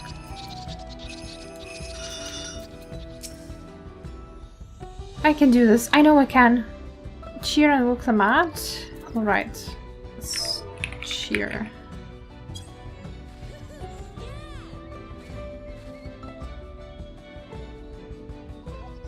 Sound of the muzzle feet. Good luck there, promise! Thanks. I'll need it. Yeah, so you wouldn't Truth get be spit in told, the face. Still not sure about alpacas. I'd rather not go near one if I can help it. But if I'm to rule this nation, then I'll need to learn how to live with them. Tural is their home too. Right. I'm off.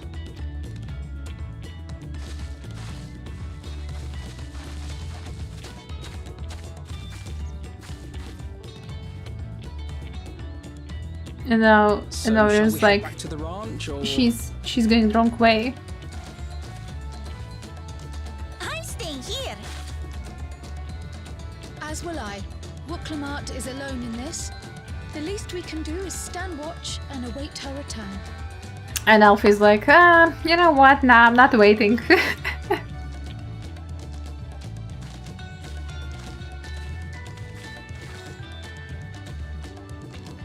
It may be a while yet. Help me pitch the tent.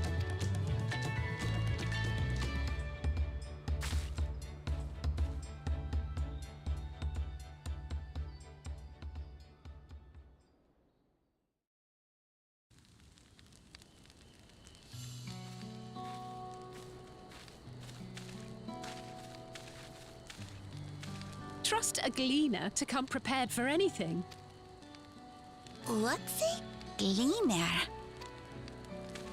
someone whose job it is to travel the world and procure uncommon things for their employers.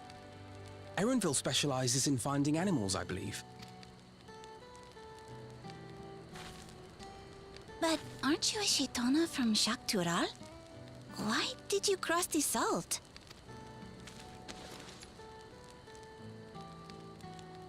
When I was much younger, the thought of leaving Tural never even occurred to me. But then, some years ago, my mentor tasked me with a difficult hunt.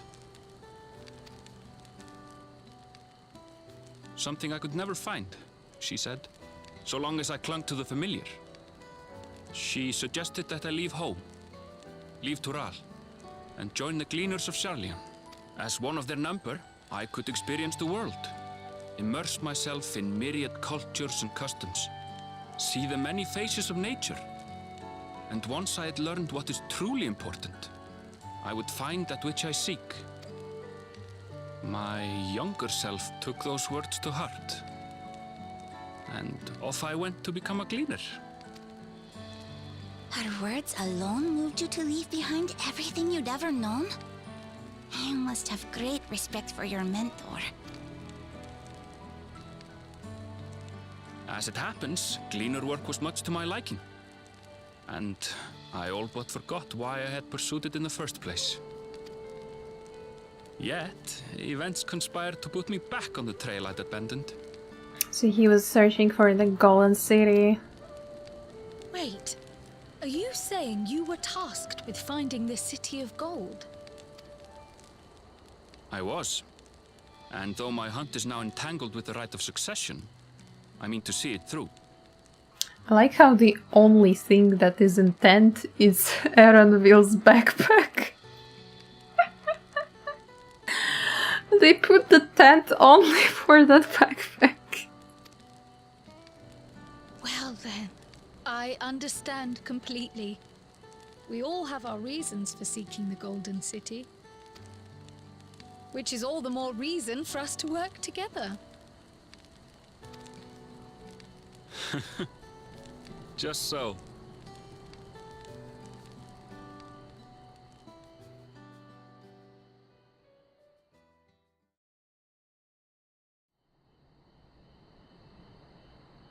It's still only the backpack there. She should have been back by now. What if something's happened to her? We need to tell Tobli and arrange a search party. Wait. Do you hear that? What, the spitting sound?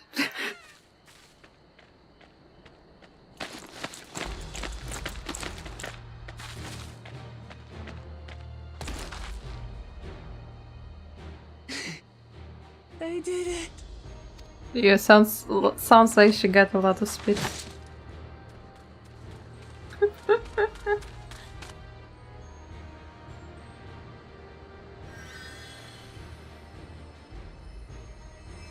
utterly spent. And small wonder.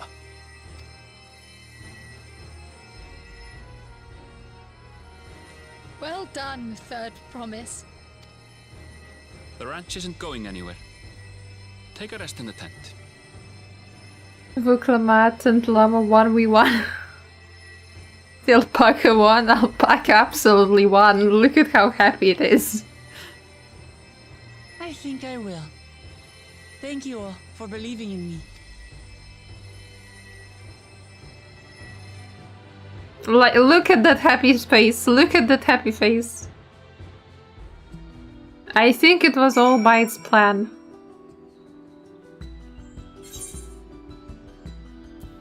Oh boy.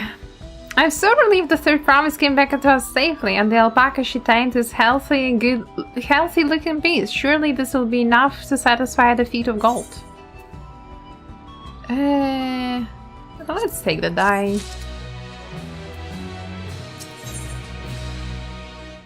Knowing the Pelu, Mablu is minded to rush ahead to the village.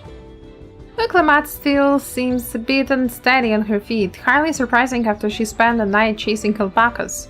You know what will melt away fatigue like the magic though? Made tea. I'll run to the range and get a pot brewing. That way you can take your time and the tea will be ready when you arrive. As Mablu so wisely suggested, we shall set a slower pace for our exhausted Third Promise.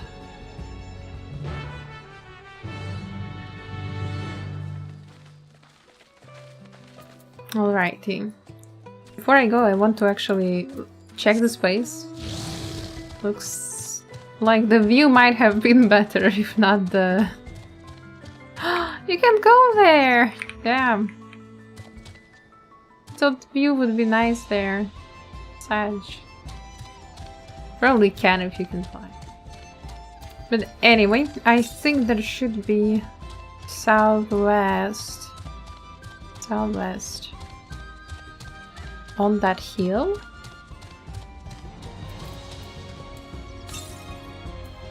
To the west. 57 to the west. Let's see, think.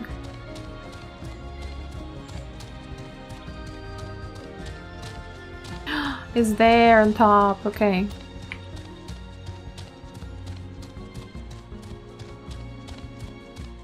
Goodness, can I jump? Let me jump! Let me up! No!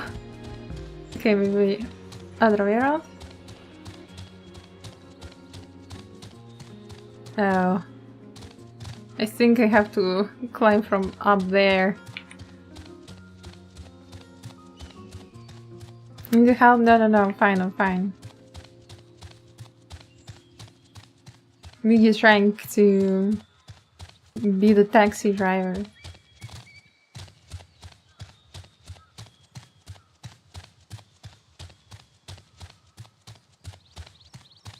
Just that I have to make a little bit of a detour, but it's safe. No, there are no monsters here. Uber Eats. Well, it's not Uber Eats, it's taxi.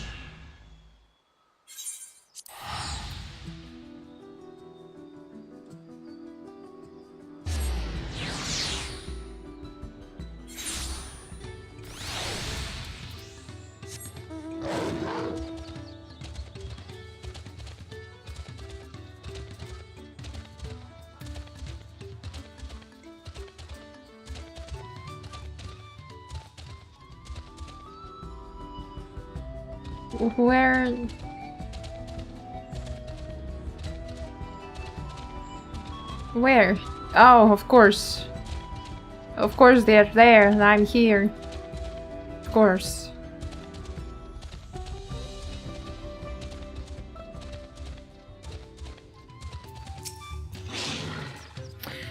Came back ahead of the others, did you? I should hurry along with the tea then. Wuk Lamat can't be that far behind. Well, if maybe another llama alpaca spits in her face, then maybe she will be late.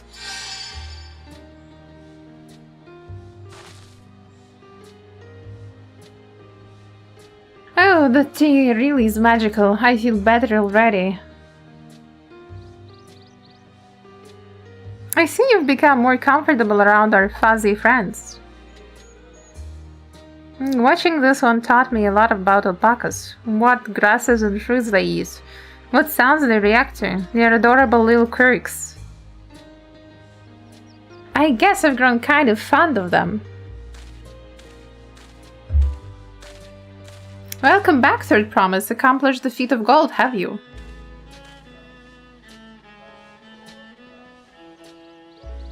Yes, there is no mistaking a valley alpaca.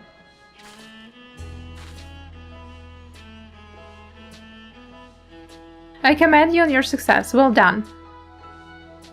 Yes, we did it.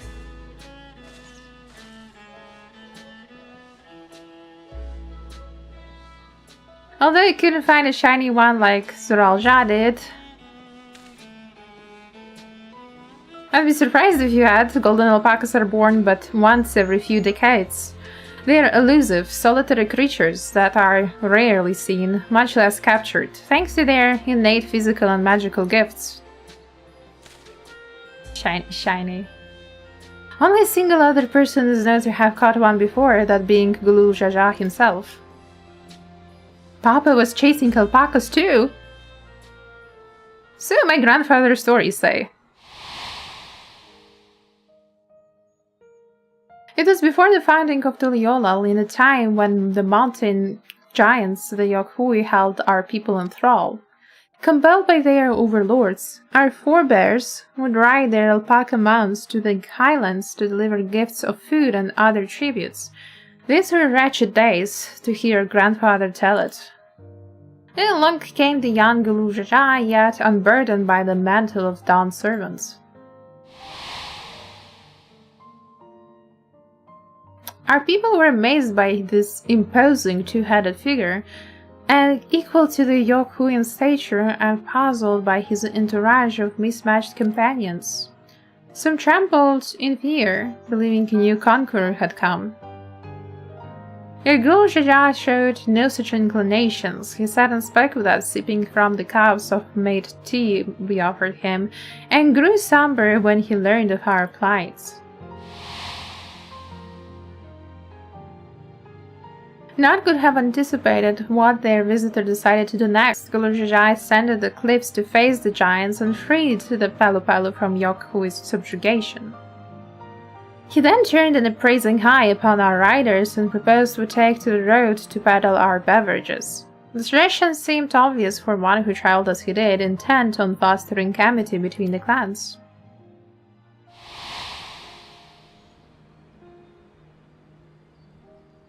So it was a few words from Gulu Jaja transformed us into a clan of itinerant merchants.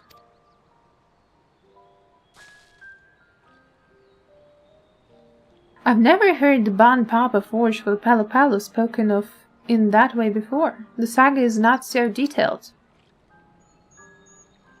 Then you may not know that Gulu Jaja sought a sure-footed guide for his trek up into highlands. Thus did he capture a golden alpaca. So both my brother and my father caught the rarest of creatures, while an ordinary one was the best I could manage. The feat requires no more than that. The feat requires no more than that, Third Promise, and you brought back a perfectly wonderful beast. Mab was right. You're a perfectly wonderful beast. If anyone's ordinary, it's me. Don't spit in her face. Like it took step forward. Not only did you accomplish the feat of gold, you also made many trades and brought joy to many people in true Palu fashion. I sorely doubt your sibling could have achieved the same results.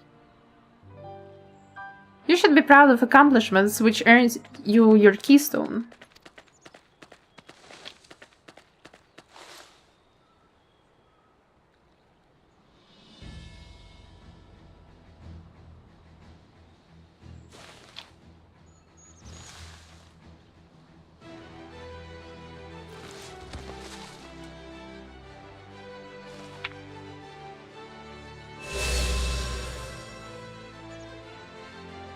5 more to go. You're well on your way, Third Promise.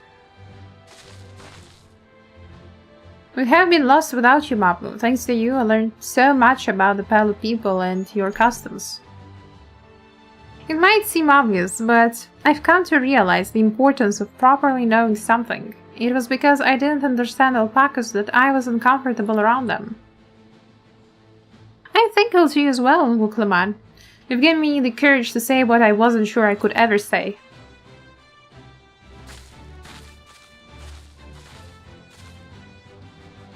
Tobli, I want to leave the ranch and become a merchant. I appreciate everything you've done for me, and I loved every moment caring for the alpacas. But this is something I need to do. I need to walk my own path and make my own trades.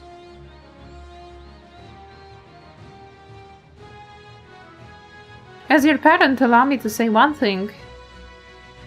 I've always tried to give my wards lives filled with as much happiness as I could provide, yet never once have I wanted that to be the only happiness we knew. You have my blessing to walk any path you choose, Mablu. It gladdens me to hear you've found the calling you wish to pursue with such passion. You'll make an exceptional paddler, I'm sure of it.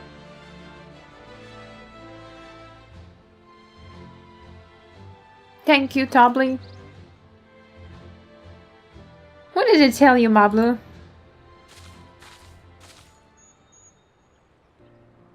There's one last thing I can help you with, Third Promise. You need to find the Golden City, right? That's the end goal. Then I suggest you talk to the Yokfui.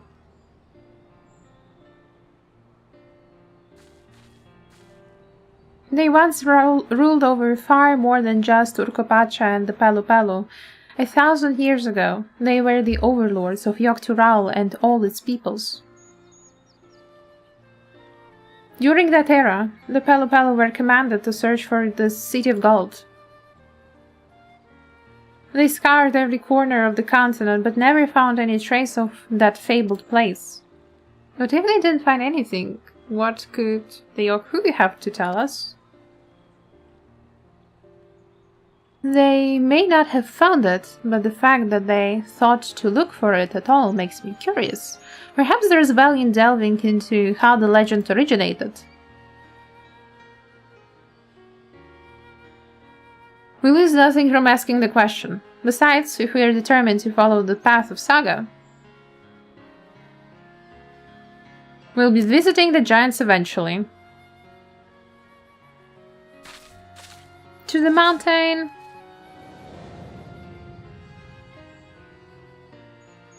Off to mountain we go.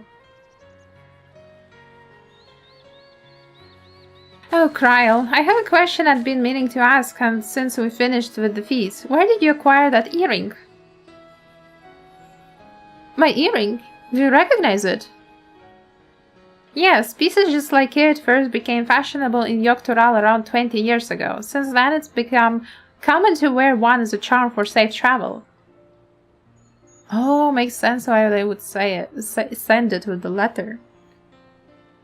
20 years ago, right about the time my grandfather made his journey. Yet the Dawn servant implied the earring was connected to the Golden City in some way. Surely there was more to its significance than simple fashion. If you want to know how it first came to be crafted, I could try to find out. Seeing as it's a regular seller for many merchants, I'm curious to learn about it myself. I would appreciate that very much. Thank you. Jumping feet first into the paddler business, eh, Mablu?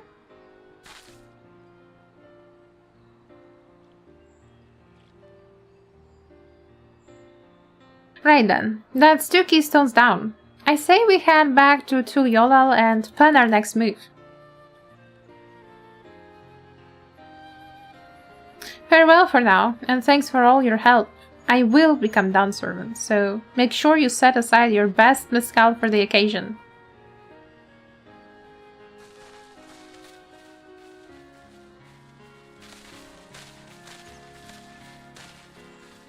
She has a fearsome opponent in that brother of hers. He even brought a golden alpaca to heal. But you heard Zoral Jazz supporters talk. They might see opportunity in his expansionist ambitions, but they find the man himself intimidating, terrifying even. Whereas, I've grown to love Wuk Lamat. Everyone she meets will come to love her too, and that's why she'll win the throne. You might be right, Mabu. You might be right.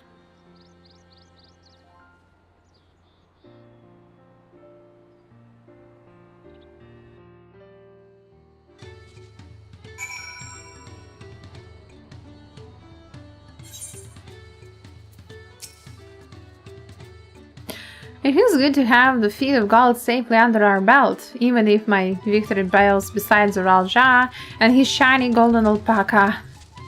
I know I shouldn't let it bother me, and gods know you've all been so supportive, but I want to be strong or wise, like my brothers. To be a promise that people respect. Which is not likely if I stand here carrying on and on about things. Let's move on. Back to Zblayev of tea with us. The contest has hardly even begun. Do we get to eat tacos now? Just a reminder, we still haven't eaten our tacos. We had that annoying taco killer.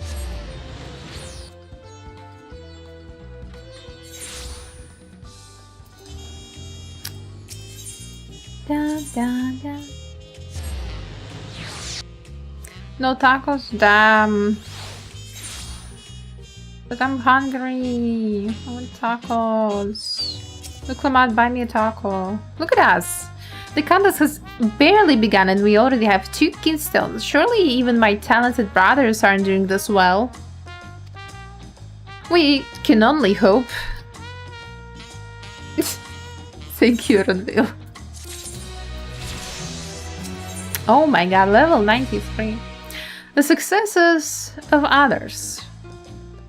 Wuk Lamat is eager to attempt the next feat.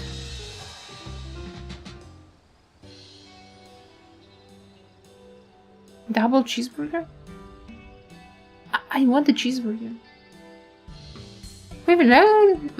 We have now won keystones from both the Feet of Wreaths and the Feet of Gold. Surely that means our approach to the contest was the right one.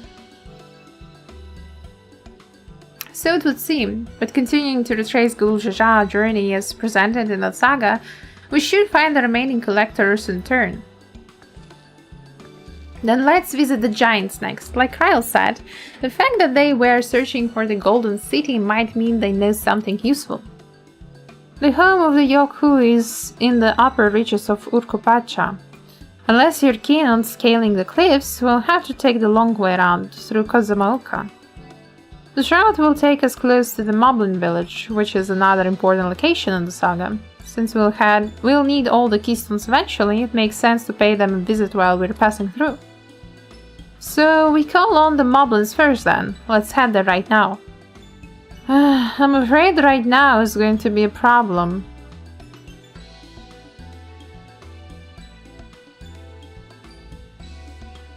The flight of wee wingless, the great stairs leading to the Moblin settlement, collapsed in the storm. What are we to do then? There is an alternative, but it requires preparation. Until it's ready, you could rest at the cabins or see more of the city, whatever you prefer.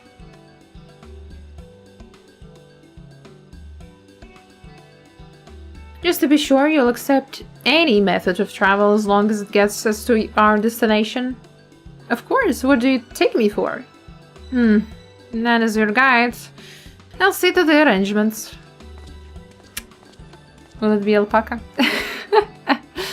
Yeah, since we have some free time on our hands, let's make the most of it.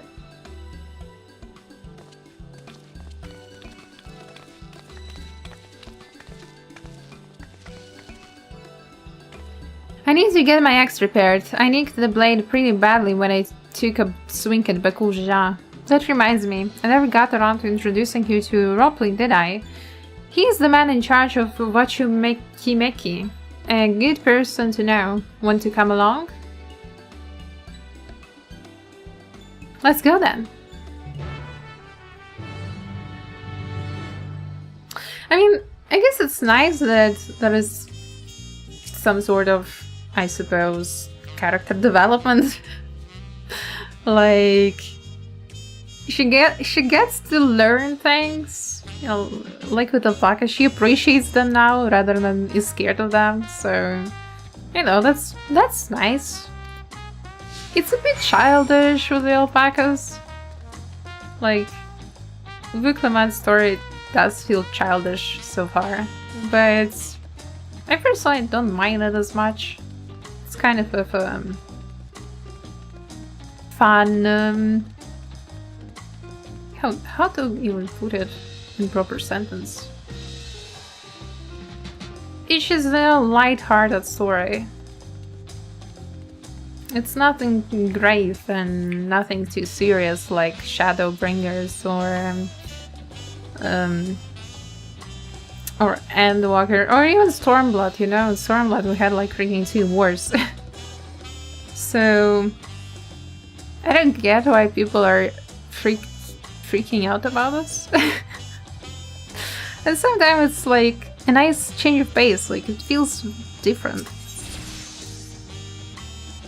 Auntie's Tacos. We're getting tacos? This is Auntie's Tacos, named for its owner here, the lovely T-Soul. If you're after the best tacos in Tuliolo, this place sits at the top with supply of Tia. You say that, third promise, but you only ever eat old Brook Evu's food. Come and buy mine for a change.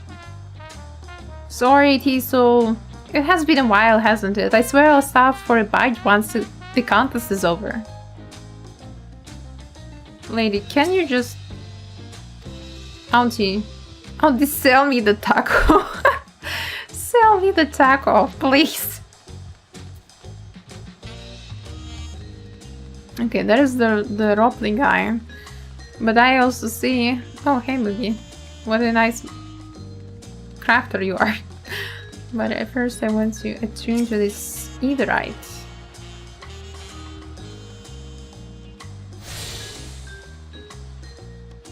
Do they have all of them attuned? I wonder. Trouble landing.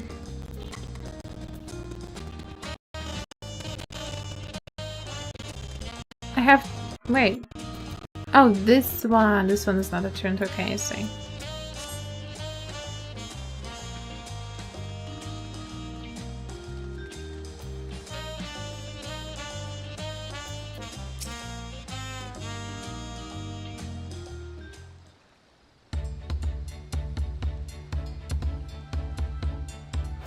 My, the third promise. How might I assist you this fine evening? Well met, Ropley. I need to buff a nasty nick out of my axe blade. Yes, it's been chipped quite terribly. Trying to cleave rocks again? Were we? Something like that. Think you can fix it? You stand among Toral's most prestigious gathering of artisans and ask this question. This child's play. We'll have it repaired for you in 2 shakes of an alpaca's tail. Good to hear. I'll leave it in your capable hands. Who's your companion, if I may ask? This is Aisu, a great adventurer I recruited from across the south. I brought her here to meet you, actually, though she might have reason to visit Wachu Meti sooner or later. Then allow me to introduce myself. I'm Ropley, humble representative of this grand center of trade. A pleasure to meet you.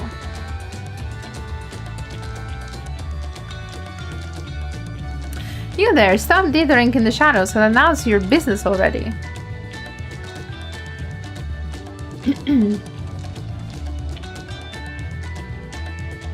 Oh, it's the guy from the ship. I've seen that man somewhere before.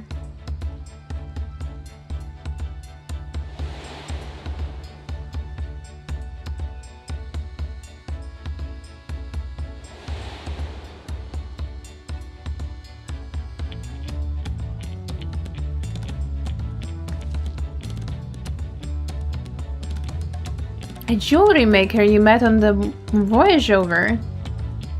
Oh, I remember. I spoke with him too. Fontaine. Yes, that's what his name. I've been loitering like a flighty admirer who can't park up the courage to confess his feelings. Out with it then. Why are you here? That is to say...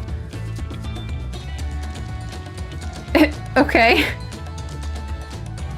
And we're now closer to solving that enigma. I wonder if he could use someone to talk to. I say we go and ask. Let me know by link pearl if you find him first. Enigma. Alright.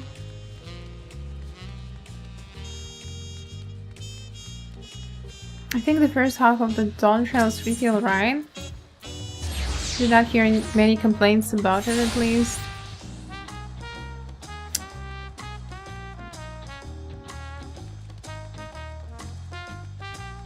I can't say much because I have tried not to spoil myself. Is he here on the roof?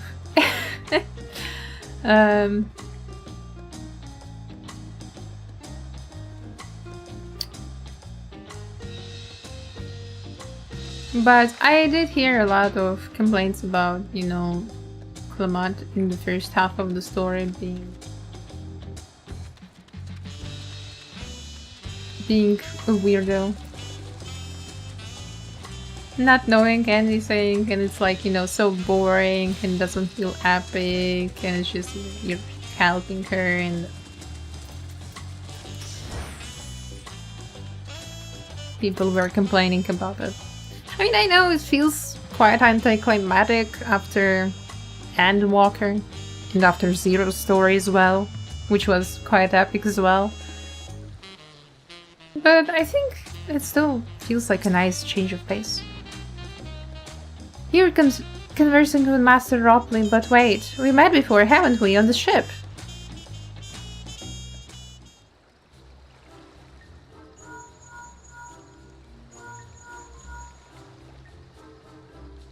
You found him, good, I'll be right there. Why do you run off like that? Do you have business with Ropley or not? Please, you needn't concern yourself with my affairs. I am undeserving of such attention. Huh? What are you going on about? I beg of you, do not ask me to explain, do not! Sorry, but the more you tell me not to, the more curious I become. Besides, you look like you need a friend. You're too kind, so be it. I suppose I can share with you a morsel of my misery. Before I came to Tuliolal, I worked as a goldsmith at the most prestigious jewelry maker in all of Ul'dah, Eshtimes Aesthetics. It started off well enough, but as the days passed, everything began to go wrong. Compared to the masterpieces of my talented colleagues, my products were lacking, mediocre. I lost all confidence. Crippling doubt had possessed me, and any veneer of bravado I tried to put forth soon cracked beneath its weight. Thus did I take ship, hoping to find a fresh beginning on new shores. Yet, as you witnessed, I lacked the courage to even approach the potential employer. You stand before a man wallowing in the wreckage of his ill-spent existence. Alright, then you offered a morsel, then served as the full course. That's a good one. You must have really wanted someone to hear your story. If you like, I could try to give you a few words of advice. Then, you have experience with my predicament? Or feeling terribly inadequate compared to your undeniably superior peers? Well, that she does. Well, when you put it that way,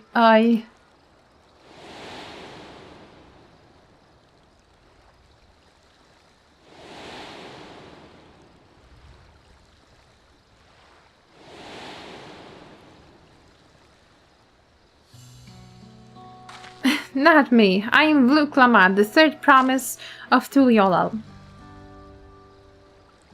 Daughter of Dawn Servant. Of course, you're a member of royal family. Please forgive my presumptuousness. But what of you? Have you ever measured your work against that of your colleagues and found yourself wanting?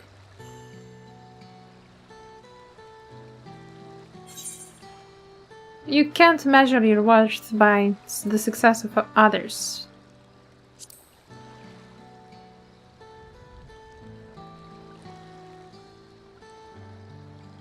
How can I not? Should my work not meet the same exacting standards, so no new commissions will be forthcoming? What then was the point of my becoming a goldsmith?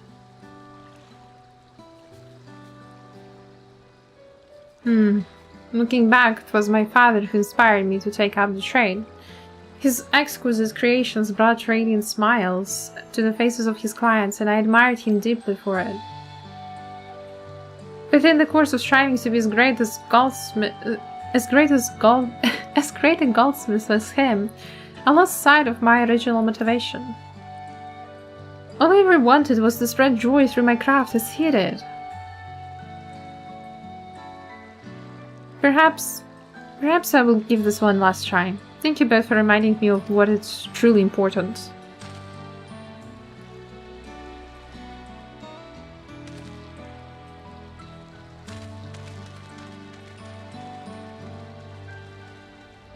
What is truly important?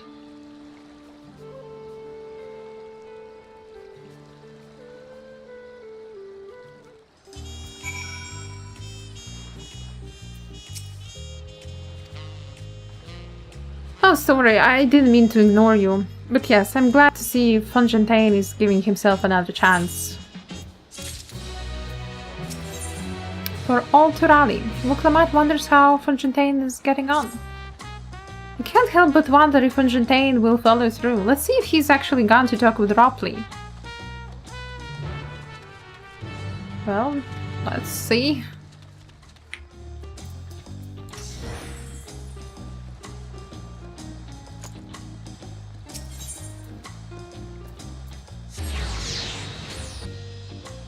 Side-eye, let's see.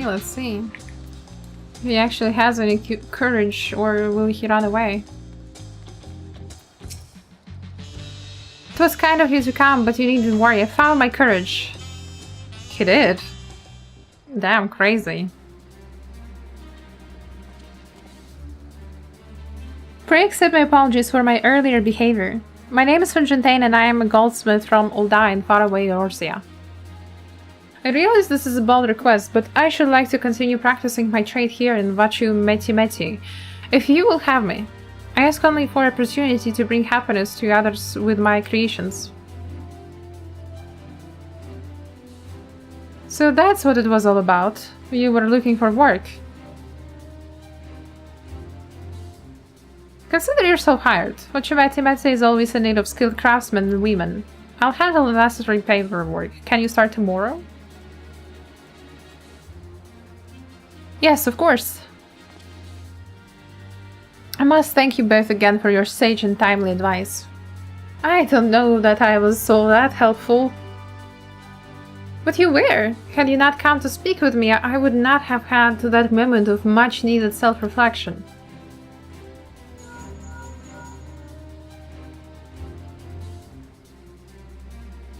The arrangements have been made. Come and meet me at the entrance of High Tide Harbor.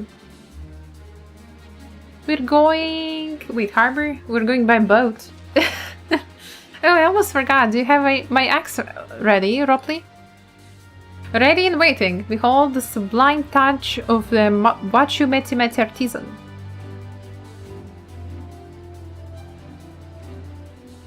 Oh, it is as sharp and deadly as the first day I held it. Thank you.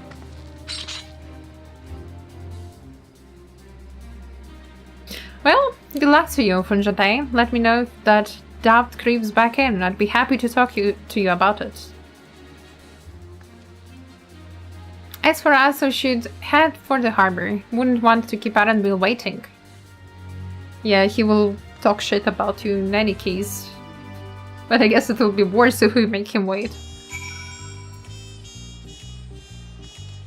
Guess I can just run, it's not that far.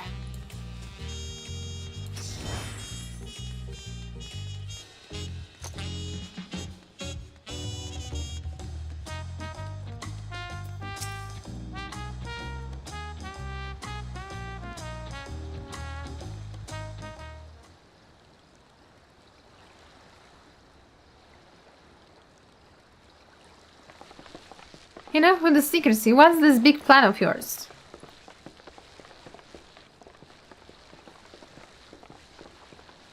Look, there. That is my big plan.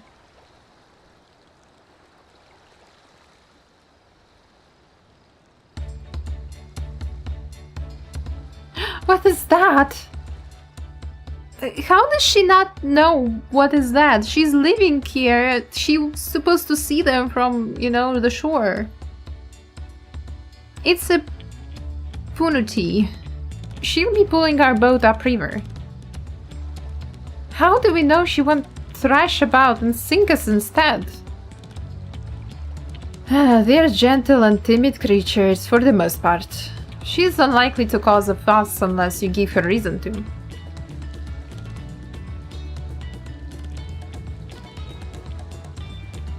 We're still alpacas now, punities. We're relying a lot on animals for this journey. We should be thankful we have an animal expert as our guide then.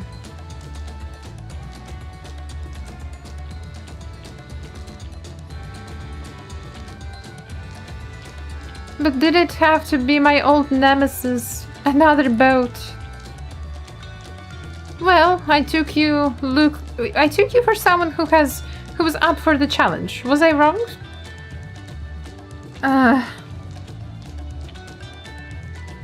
Long ago, when fighting still raged between the clans, the inhabitants of Kazumaoka rode these riverboats to move swiftly through hostile territory. But the vessels see little use with Chural now at peace, so I was able to borrow one of the few which remain.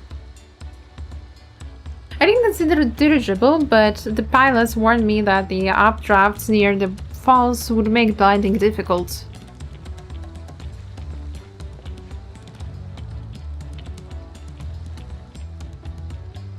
You said you borrowed one, yet there appear to be several on the water.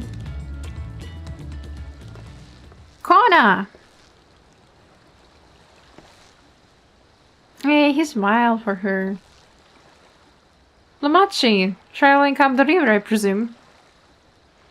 Seems that way. Does this mean you've earned 2 keystones already? I can't believe how well you managed despite undertaking the contest alone.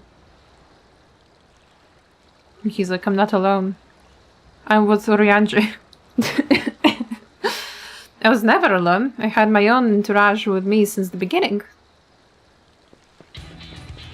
My friends, it's been, well, not that long. Thancred, Ryanji, what are you doing here? Escorting a promise, the same as you. Umi is a what? I heard much of the incomparable Arcans during my time at the studium. As soon as the contest was confirmed, I thought who better to recruit to my cause. I contacted the scholar who arranged an introduction to these 2 gentlemen. The second promise had specific requirements. They who would be his assistants must boast both proven survival skills and mastery of the arcane arts. Someone that sees the future?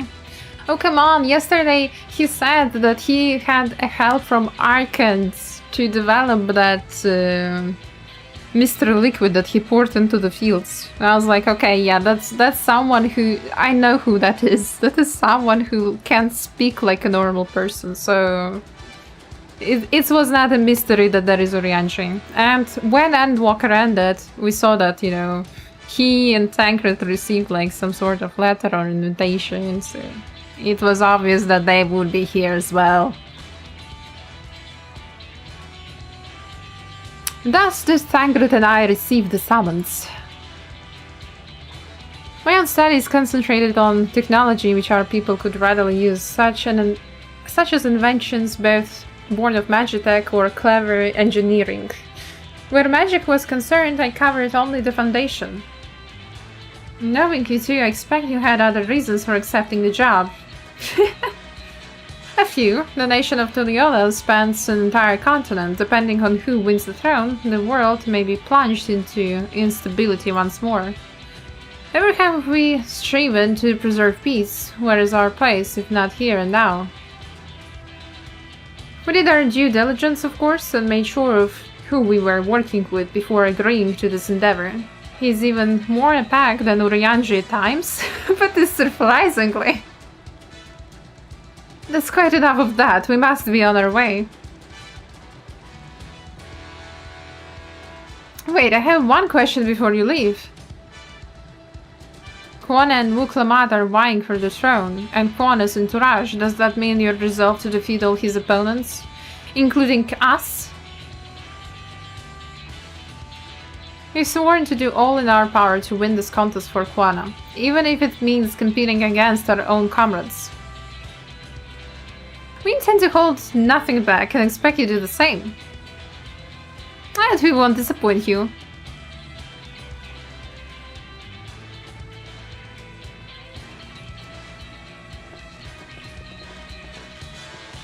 I thought you were taking a boat. If even you have been forced to travel in water, then the others will be doing the same. I would rather walk than risk confrontation on a leaky barge with no possibility of retreat.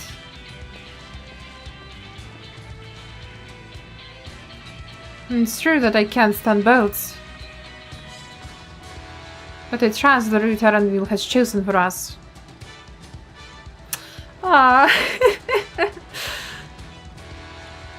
Aranville warmed up. Leave the handling of the Punuchi to me. Should other wildlife attack us, however, I may have difficulty keeping her under control. Do your best to draw them away, as far from the front of the boat as possible. Is this solo duty time? Then we shall remain on deck and stand guard. Although, it may be wise to have at least one of us sit up front with Aranville just in case. I'd like to stay on deck. I am eager to put my pictomancy to the proof. And I'll take any chance to show you that I can hold my own on the battlefield. Then Cry will stand on guard with Iser.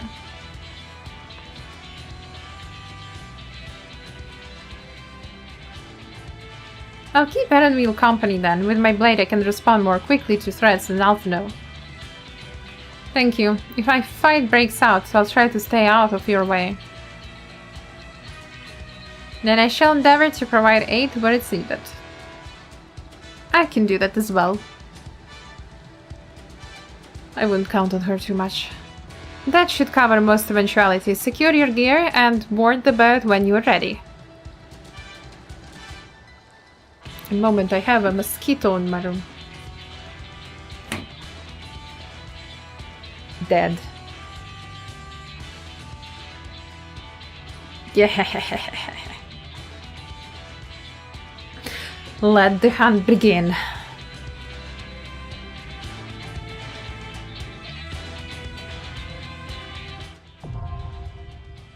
Ihui Katumu, now accessible. Oh, it's a dungeon! Maybe come here. Oh, you're here already.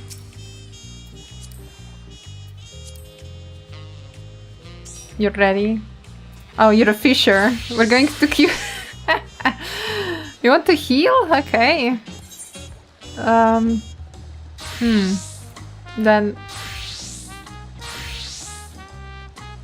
Then I can tank, I guess, if you...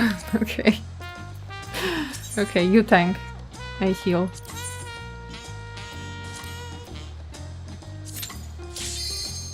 Insta-Q, let's go!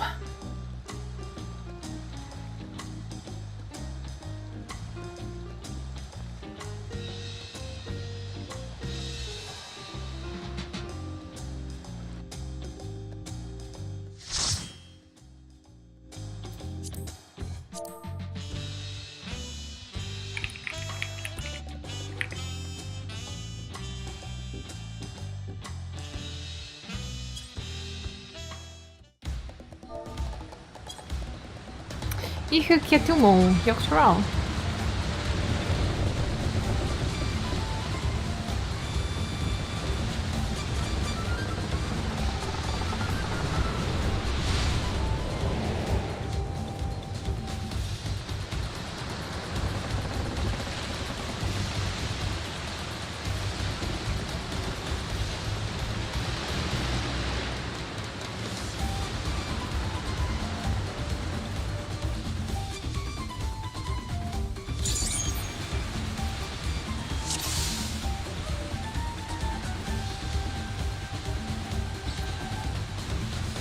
Can I target? Okay, for frick's sake, stupid.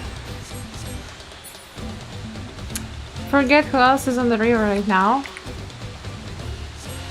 We have company.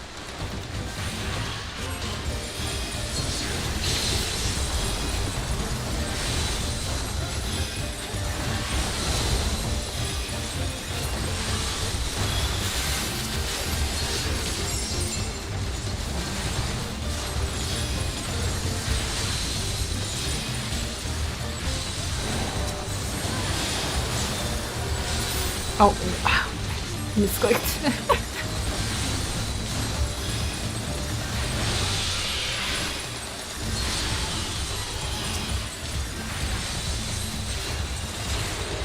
I like this dungeon. It looks fun. Wow.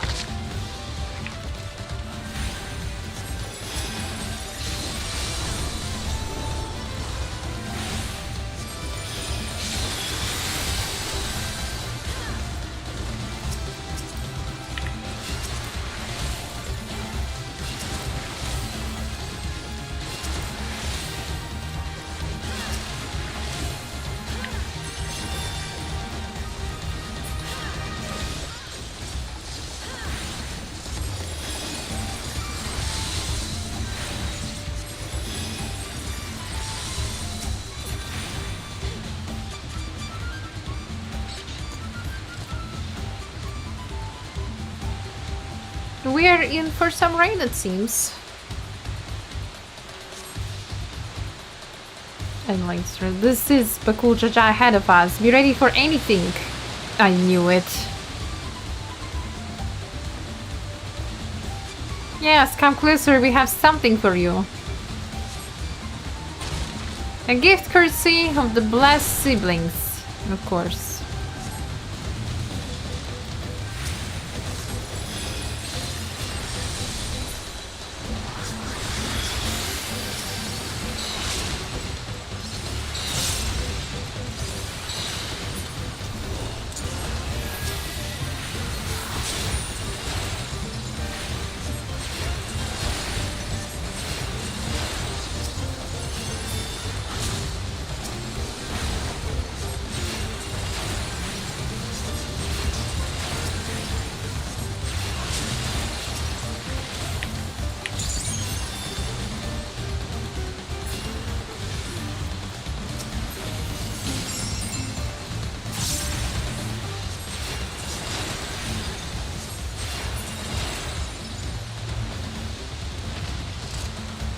Easy peasy. Yeah, this is not going to plan.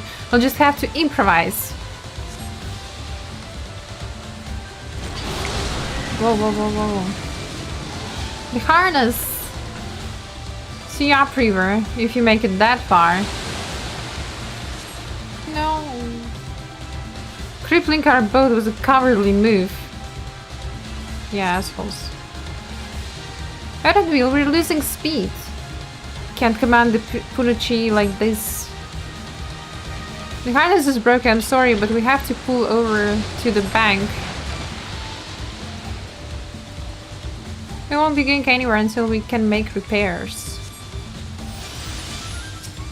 See if there is a route over land. We'll try to catch up to you later. Oh, it's boss fight. Prime Punuchi. Damn.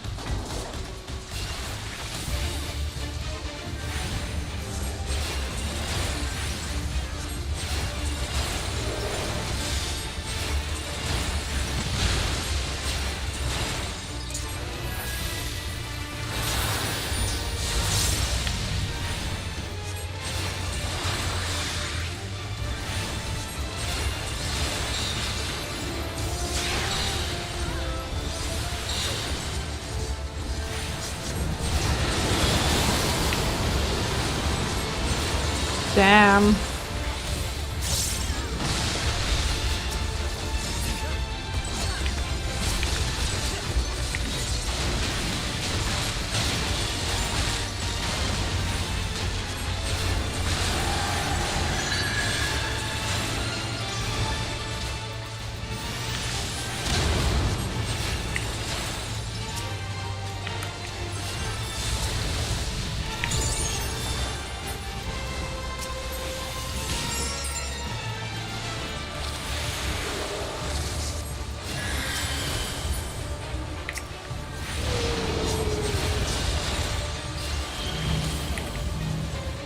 Oh no.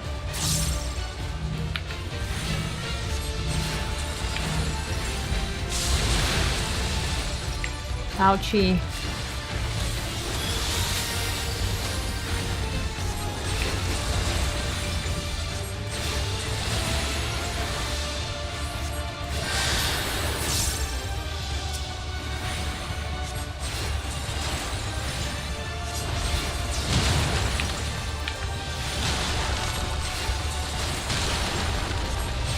Chunky steel.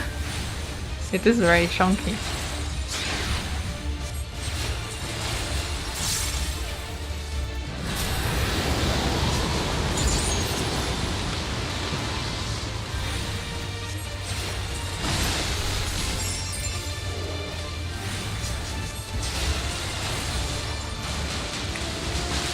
Oh god, oh god, oh god. Save a little triangle.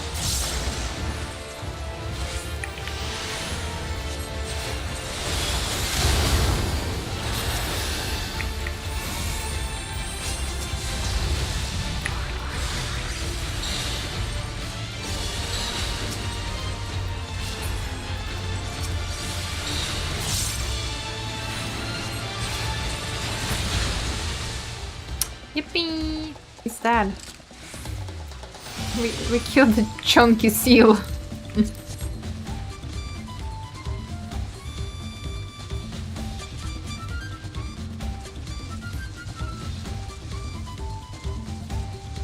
Tunnels.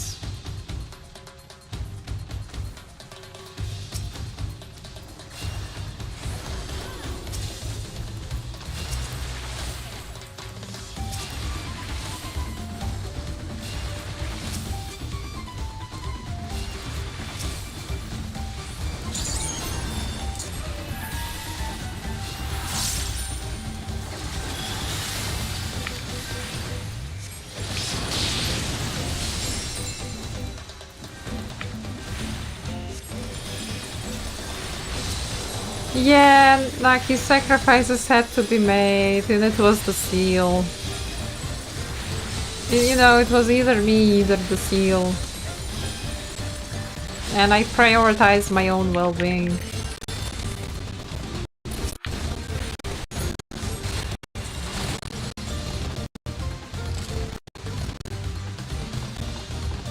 Oh, I don't have to click anything, that's nice.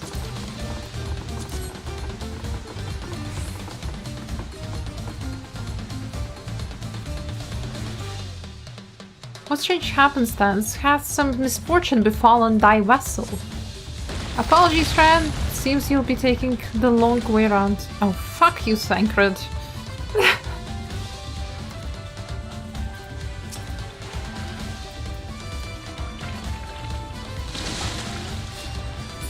What the hell are those things? Mimiclot? Really?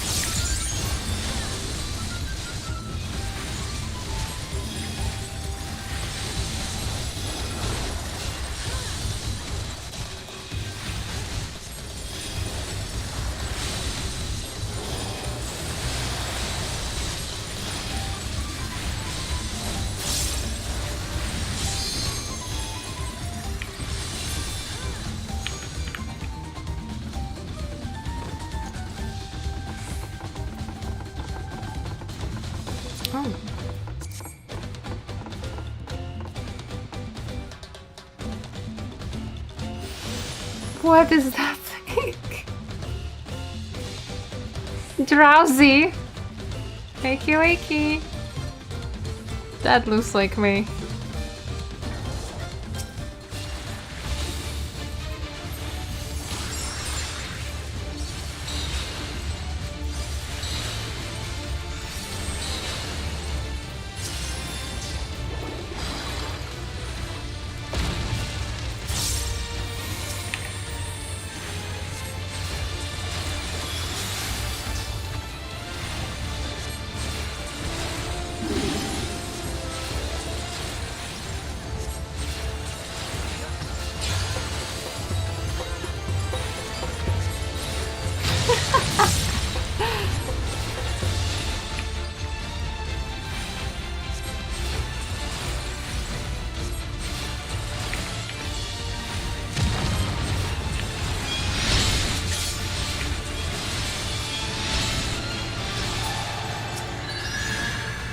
Oh god.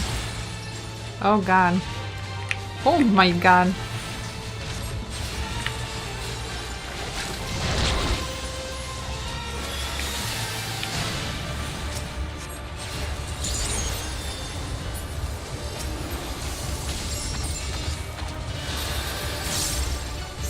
Speed. Ew.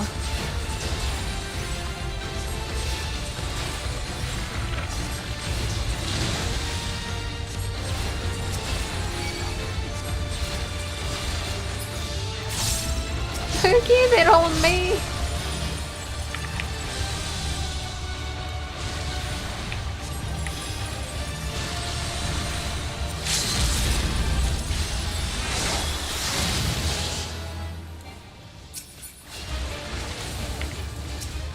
Ah, poor.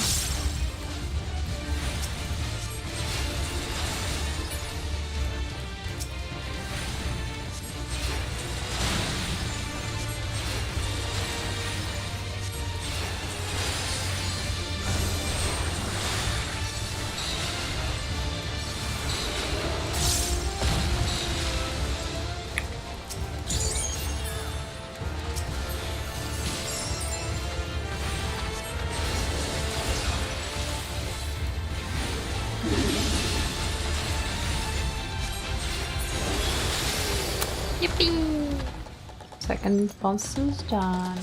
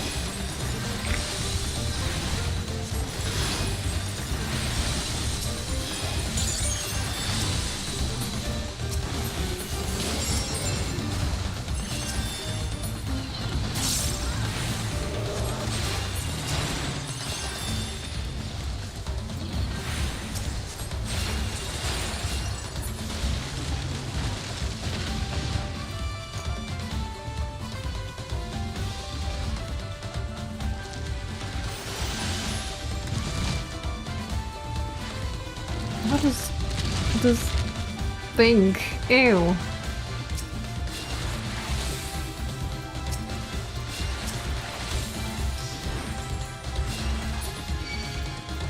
Oh no.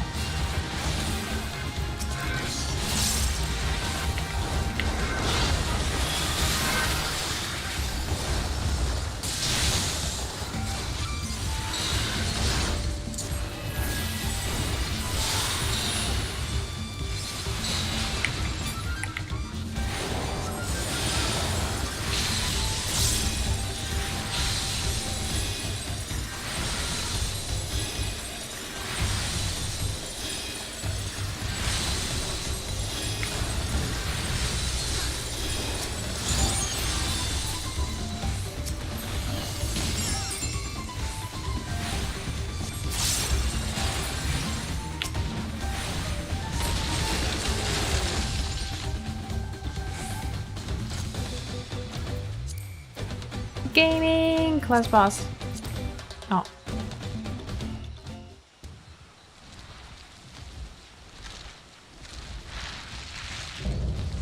Apex Predator. Apollyon. Apollyon? Apollyon?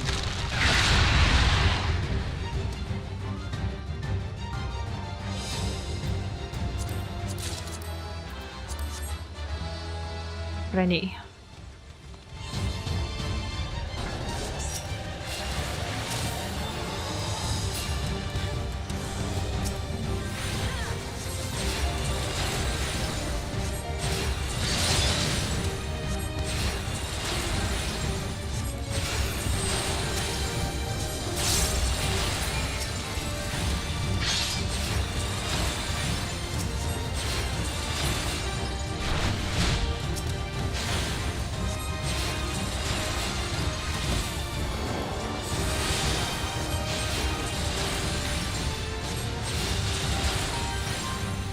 High wind. Whoa. Ew, he's eating them. Seeing beast has strengthened Napoleon's wing beats. Wing beats?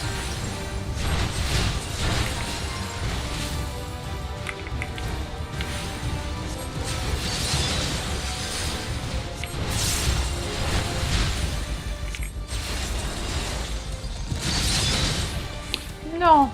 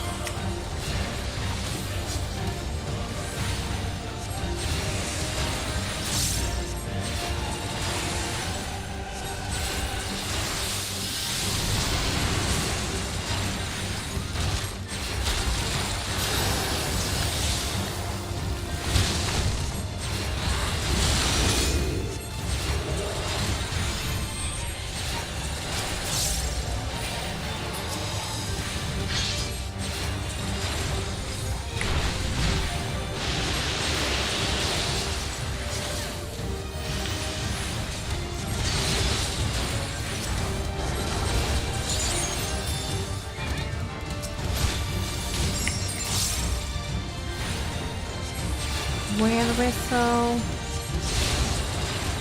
Oh god.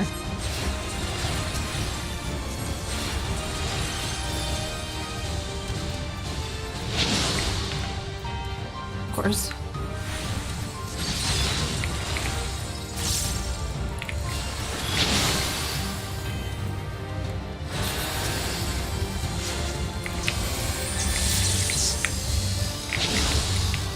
Oh no no no no!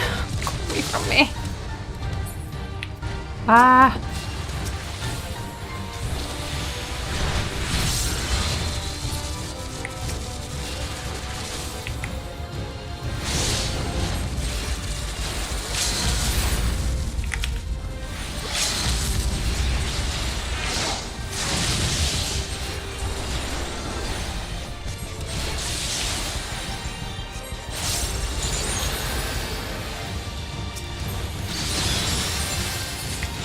Oof.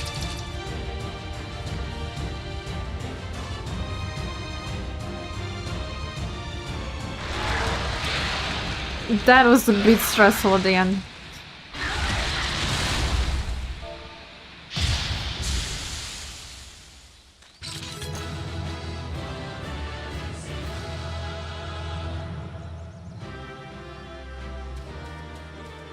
So chill. Are you saying that after yesterday's DRS? Wanted more blood? Was I healing you too much? Trouble casting, how's this work? Ooh. Kinda nice, but not really my style. Still taking it. Turn it for C's. Thank you so much for the run, Winky. Thank you, thank you. See you next week in the next dungeon. Hi, Laskel. Welcome, welcome. I think you're too overprotective, though. Overprotective? I think I think someone would be dying if I wasn't overprotective.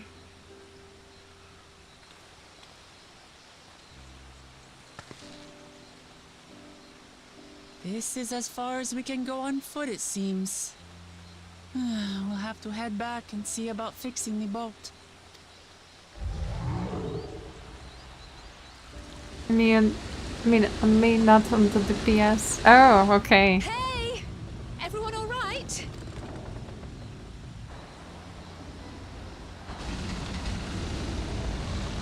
Yeah, I mean, I haven't been playing healers in dungeons for quite some time now, so I wasn't sure.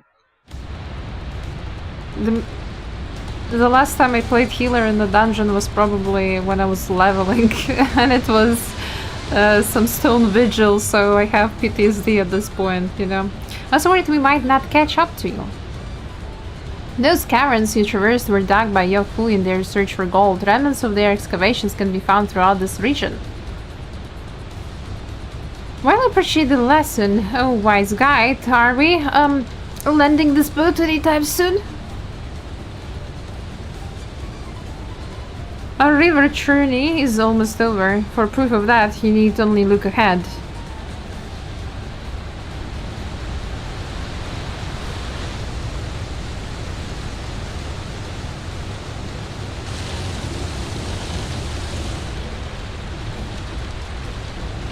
The falls were impressive enough from a distance, but it's almost too much. Yes, amazing. Now, please just let me off. Our CC cat.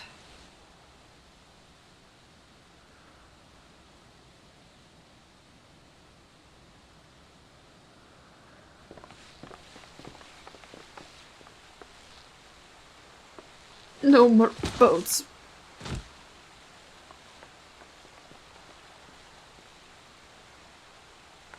Are you alright? Oh, you're not alright. I should be surprised if she was. Even without the Noshia, we're all spent. There's a mountain shelter nearby, a resting spot for those who have ascended the stairs. I suggest we make use of it. That would be a welcome respite. Have you the strength for a short walk, Wuk Lamat? We can rest along the way too. Damn it all. A promise is meant to lead from the front, not mewl and moan like a sick kitten.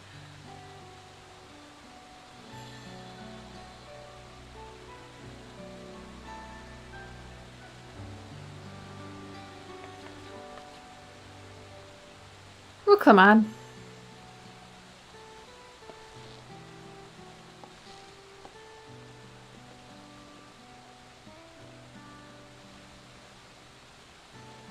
Ignore me. It's the Noshia talking. I'm fine, really. Lead on, I'll follow.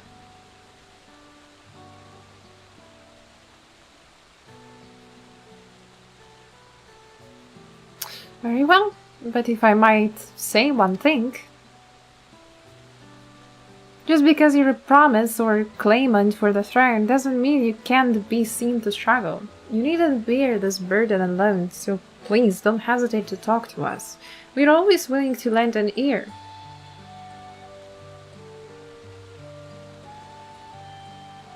But cry a lie.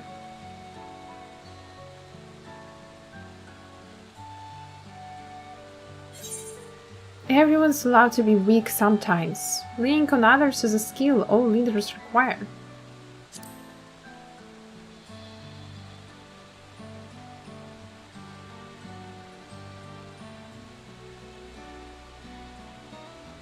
You as well, Isa? I've always believed this is my problem alone, but perhaps you have the right of it.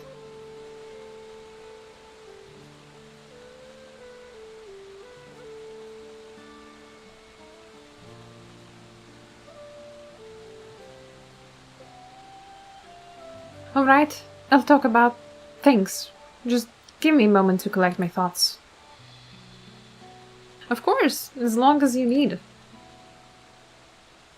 I'll be waiting in the shelter when you're ready.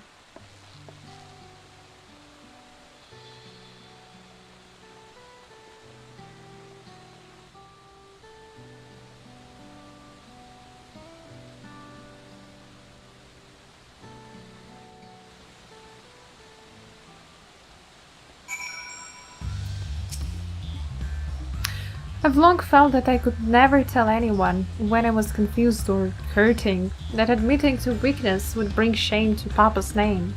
But if you say you're willing to listen, then there are things I'd like to talk about. Come on, let's catch up to the others.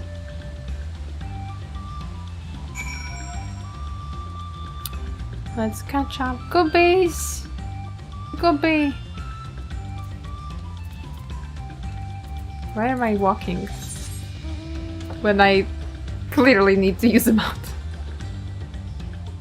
This place is pretty despite the weather being foggy again. Like, for fuck's sake, why every single time I explore a new area I have fog?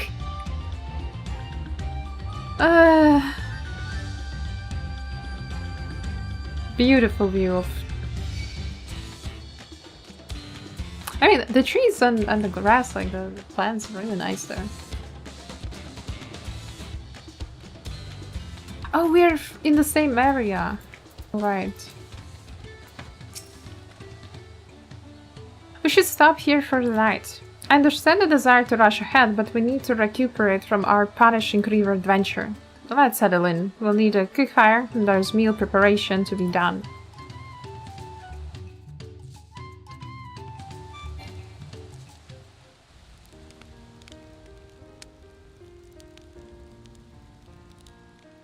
I've been meaning to ask, but how does one become the adopted child of the Dawn Servant? I was but a ball of fuzz at the time, so I don't remember much. My earliest memories are of life in the palace. All I know is that I was born in Ikbrash, a village in Yaktel. But I've never bothered to return there. As far yeah, as we I'm figured. concerned, Ulul Jaja is my only parent. I quite understand. I have no memories of my birth parents either. For a while, I wanted to learn who they were. But over time, that curiosity waned. Galuf was my dear grandfather, and he was all I needed. So our situations were quite similar.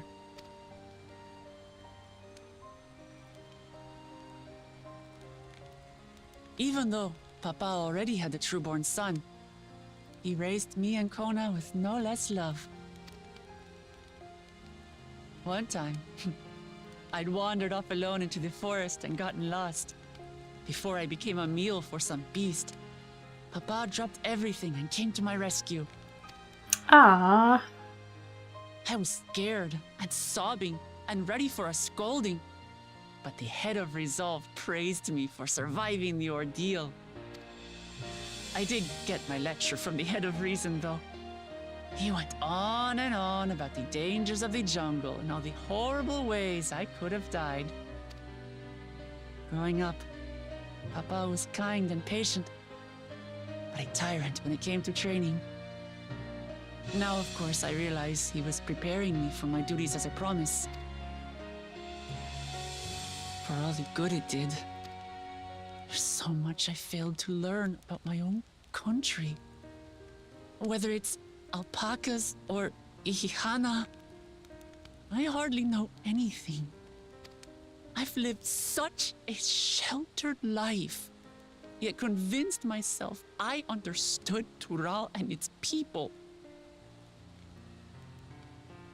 Well, it's good that she's honest about it now.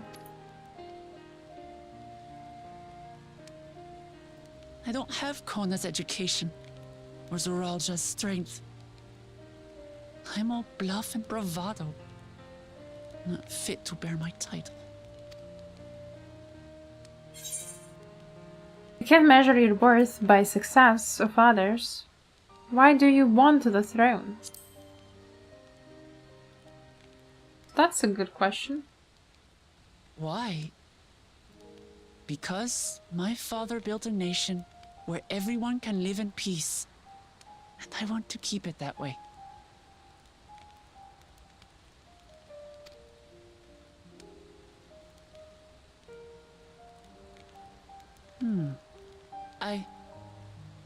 I think I see what you're saying.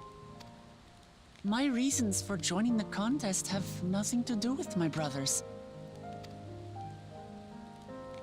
It's always been about the Turali and what I can do for them. You said it yourself. How important it is to properly know something. To hear the voices of others, empathize with how they feel, and think how best to serve. In so doing, you'll come ever closer to being the person you wish to be.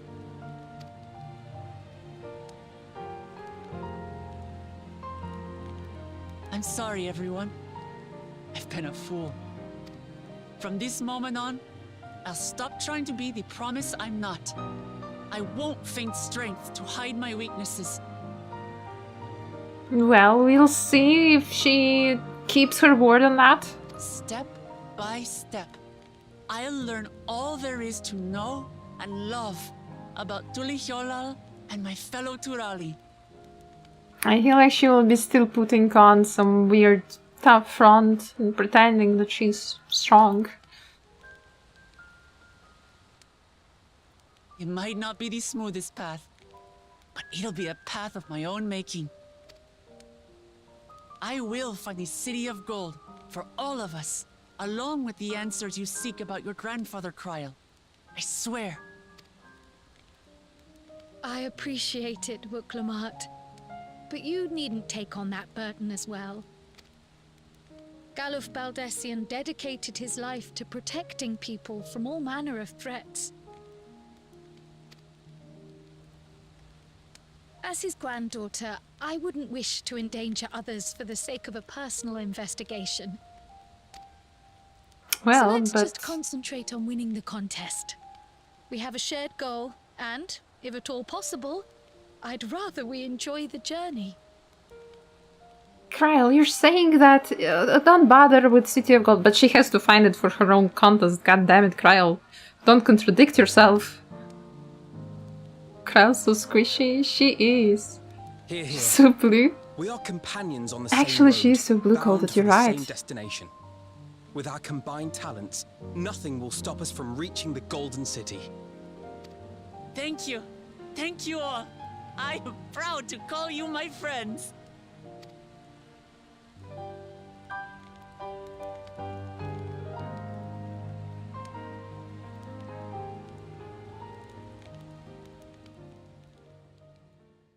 He smiled. Meanwhile, in the second Promises camp. Okay, those two traders. Thank you. Thank you all. I am proud to call you my friends. They're eavesdropping. They seem to be enjoying themselves. Are you sure you don't want to go and say a word to your sister? Nay, there is no need for that. But what of you two? Wuk Lamat's allies are your comrades. It must feel strange to be rivals. Helping you has made us rivals, aye, but we're not about to break into fisticuffs over it. Unless, of course, it is a matter of winning or losing the contest. Then I'll have no qualms about putting Alizé on her rear.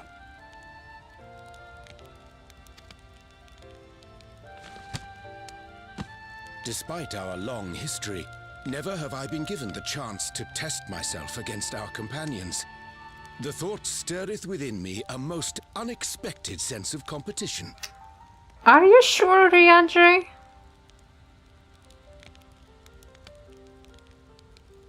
What was that little betrayal? Post the Heaven's Word? Oh, Riandre learned to swim first, for real.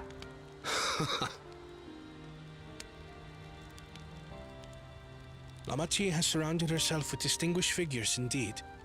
One of the Studium's finest graduates, the head of the students of Bardessian. And then there's Eorzea's vaunted champion. If she's half the hero you say, then the odds are stacked against us. Not that I have any intention of bowing out.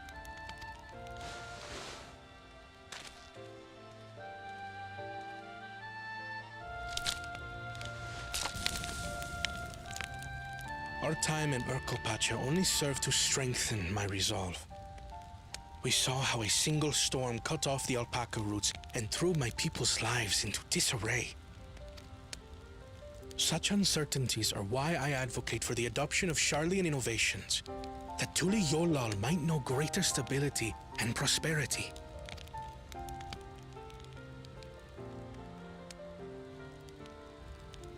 Our nation can change for the better, and I will be the man to change it.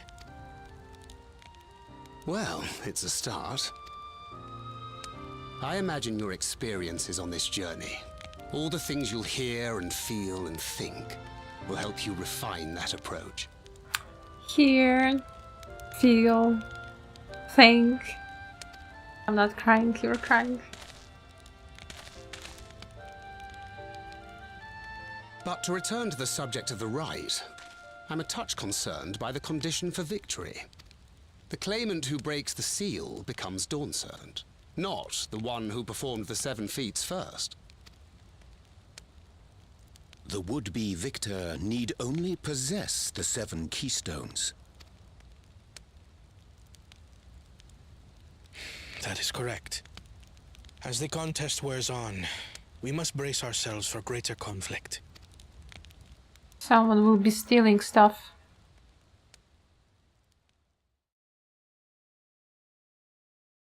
Meanwhile, with the first promise.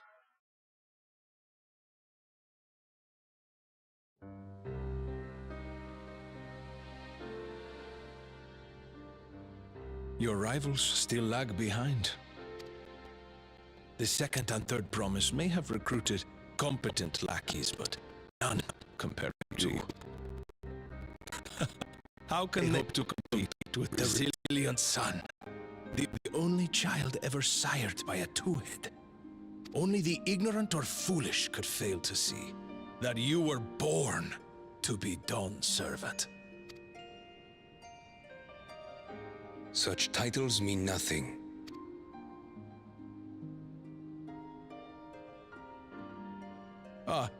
I neglected to mention, when I first heard the rumors that the contest involved the Golden City, I spoke in confidence with Gulul Jaja's inner circle. They all agreed on one thing. Whoever reaches the City of Gold will attain a power so great, it can dictate the course of history. What's there in the Golden City? If this power truly exists, then I humbly beg a fair share of it. Time is passing, and I would put my plans in motion without delay. The useless tool is cast aside after all. What is this guy scheming? And just so there is no misunderstanding, you consent to this course, no matter who is made to suffer. In battle, everyone bleeds. The Dawn's promise is no exception. What better lesson to teach our people the folly of war?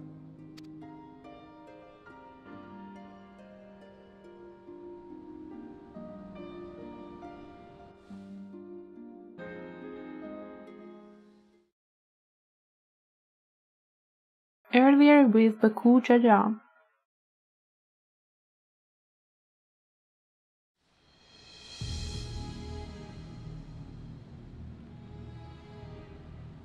I was hoping for a good scrap, but this bloated sack of bile was no challenge at all.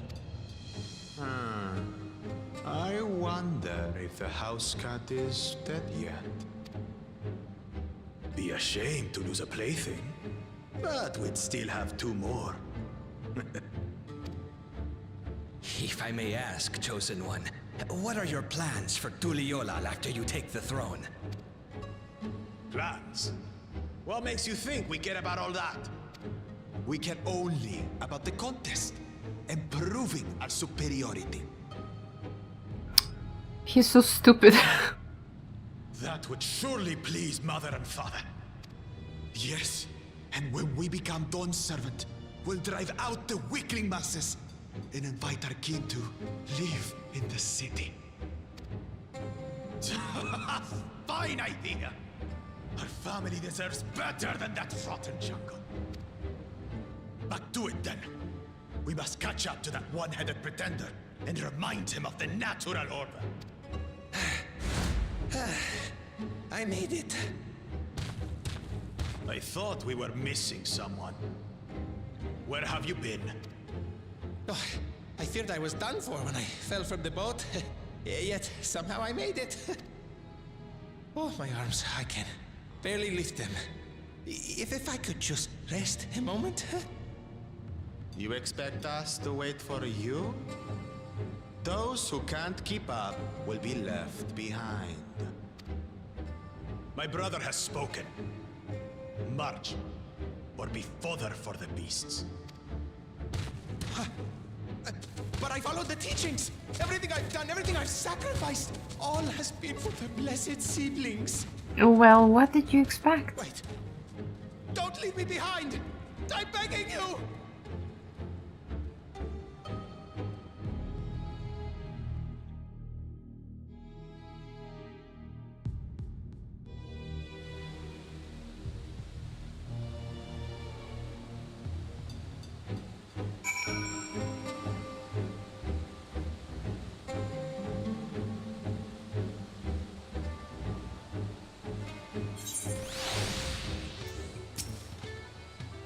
Being able to say those things has brought me such relief.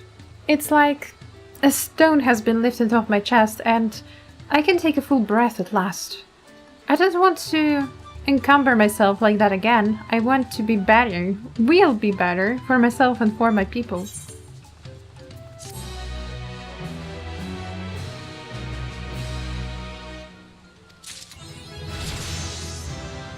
Yay, level up. Oh, I forgot to attune to use the right, okay. A leaking wort pot. Erenville is concerned about dangers on the road. The Moblin settlement of Erdenshire is not far from here, but we warned. The road we'll be taking is a favorite hunting ground for bandits. With the stairs currently impassable, there will be fewer travelers, meaning the brigands will be desperate for victims to ambush. Although, considering present company, I suppose my concern is unwarranted. Bandits on the road? What have the Ralja and the Landsguard been doing? Seems it's up to me to restore order in the area. And of course she runs off. And off she goes again. For now, we'll head west and aim for the bank of the second river.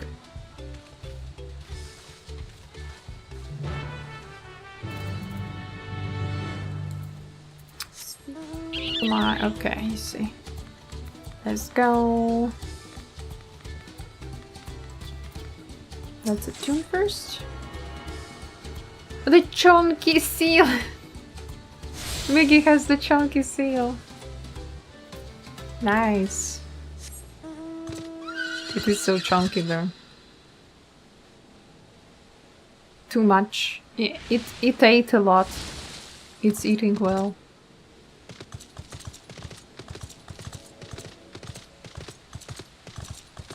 Okay, let's talk to this guy. Baka guy. Let's find our Lamachi.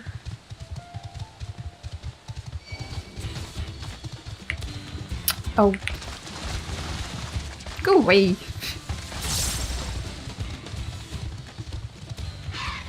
Ah, no.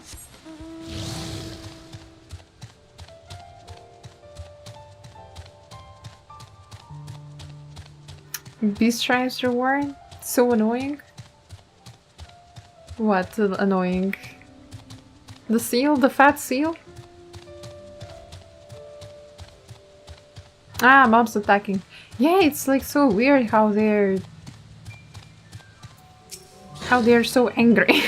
How they're so like it's so easy to catch aggro.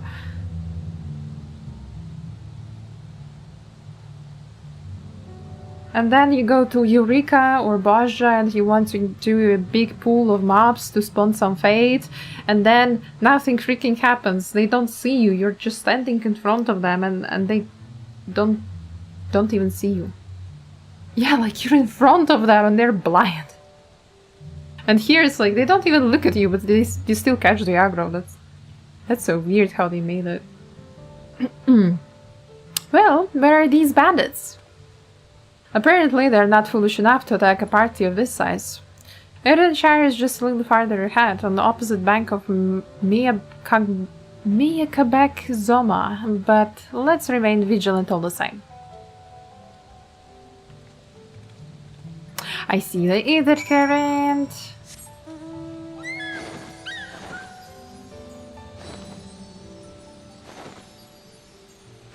B2B stripes all appears. I probably has done all of the Dawntrail.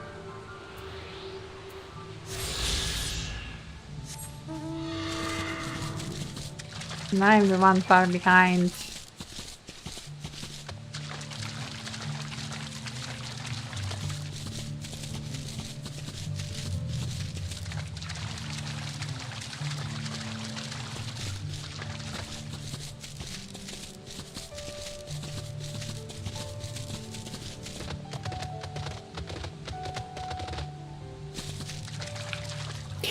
How does the horse of this size get stuck between two little rocks?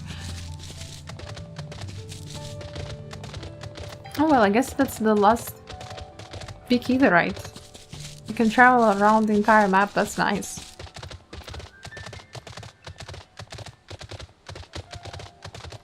Here's his feet! Real. Okay, I'm sorry, Aranville, I will ignore you because first I want to attune, because otherwise later I will forget and then I will regret.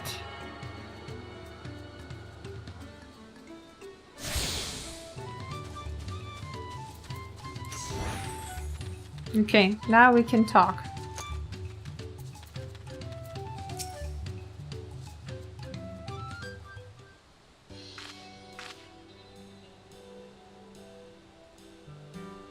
This is it, the village where the lay of paths from Tuliolal saga took place. Erdenshire, Idleshire, might the similarity be a cultural inclination, I wonder? Yes, those are just the gobbies, look at them.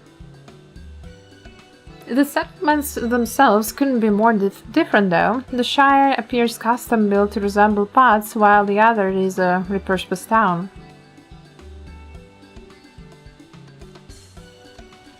And they're also blue color. Welcome to Erdenshire. Do I have the pleasure of happy greeting the third promise and her retinue? That's us. We're looking for Dawn Servant Selector, if you happen to know who that is. You're exchanging tongue flaps with her right now. Ready Rock is the elector you seek. Oh, that's helpful. We can cut straight to performing the feat. As much as Ready Rock would like to do just that, we have a much more pressing worry. The storm which hit our village shattered the cliffs and dropped rocks on our brain cases. Many help hands for the post-war were injured. This is no time for feats or metal tests. I'm sorry to hear that. After learning what the storm did to the stairs, I feared it'd be caught in its path. Oh, not to change the subject, but what are the potsworn? Metal. Goldsmith contracted to work for the Moblins. The word comes from the pots-like workshops where they practice their crafts. The Moblins provide these potsworn with tools, materials, living quarters, everything the artisans could possibly need. This allows them to concentrate on producing what is widely known as the finest gold, the metalwork in Tyrol. This is unacceptable. I was promised no distractions. If this is the best they can offer, I should have never left Vachumetiti. Huh? What's wrong with them?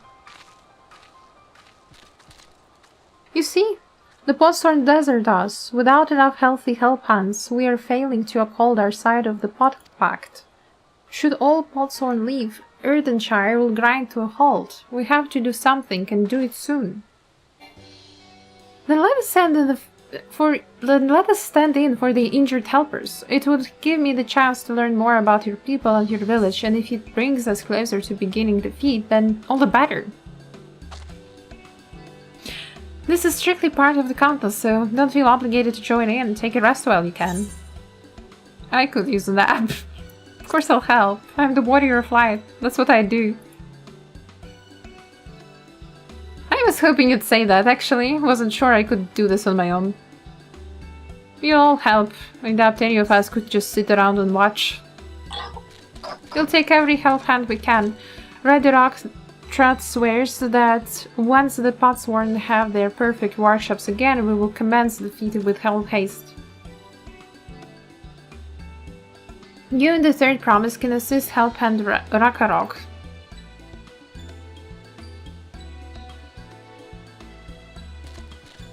You other four follow Ready Rock. There are other help hands in need of hand lending.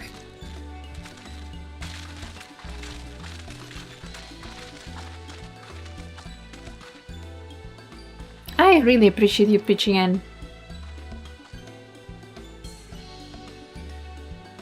I meant what I said at many fires. There'll be no more feigning strength, no more playing and being an invincible promise.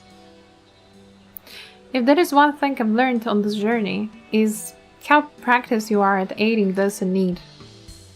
And I mean to make the most of having such an incredible mentor at my side. Now, let's find this Rakarok fellow and see what we can do for him.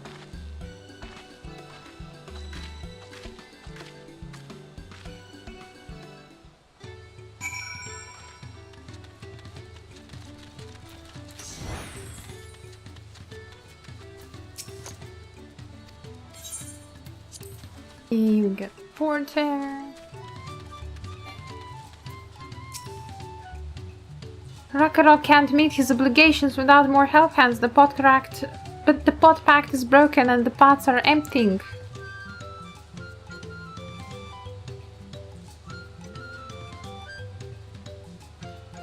You've come to aid Rakarok. Rakarok accepts your hand lending with joyous field smiles. If we can offer the Potsworn their promised good living, we might save the day yet. Whatever you need.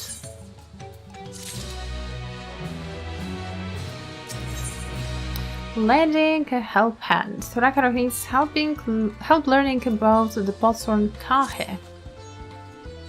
Of course, what Rakarok needs is for new help hands to create good living for Potsworn Kahe. The help hand assigned to Hahe was hurt during the rock rain, so Rakarok took over, but he knows nothing of Hahe. What does Kahe want? What does Kahe need? Help hands do not bother the Potsworn with straight tasks. Our job is to observe and anticipate, to prepare things for guest think. Please, guest think with Rakarok. Find out what Kahe is lacking so we can provide it. You can count on us.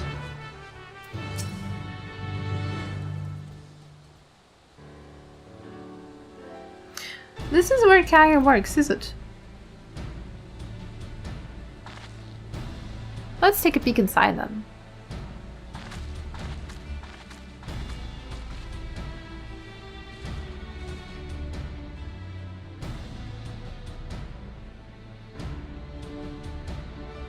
This must be Kahe. It'd be a lot quicker if we could just talk to him, but that's not the way they do things around here, apparently. We'll have to leave him be and try our hand at some gas thing. Inspect the workshop. You may move the camera as well as zoom in and out. Target a point of interest and examine it. Okay. I can do that, probably.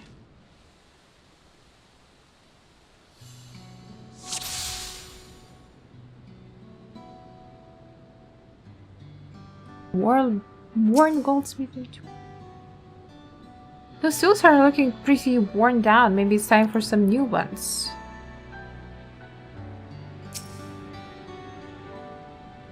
He must be boiling sitting so close to the furnace, and there's no airflow to speak of. How could anyone work in that stifling heat?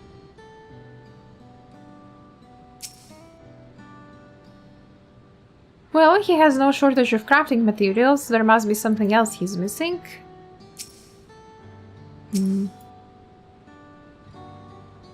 Untouched meal. He's barely touched his meal. That dish is meant to be eaten hot or it loses its savor. Guess he's not liking that. Picky eater.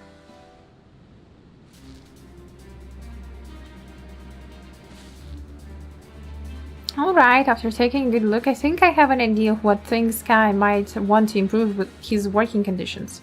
Let's head back outside and talk to Rakarok.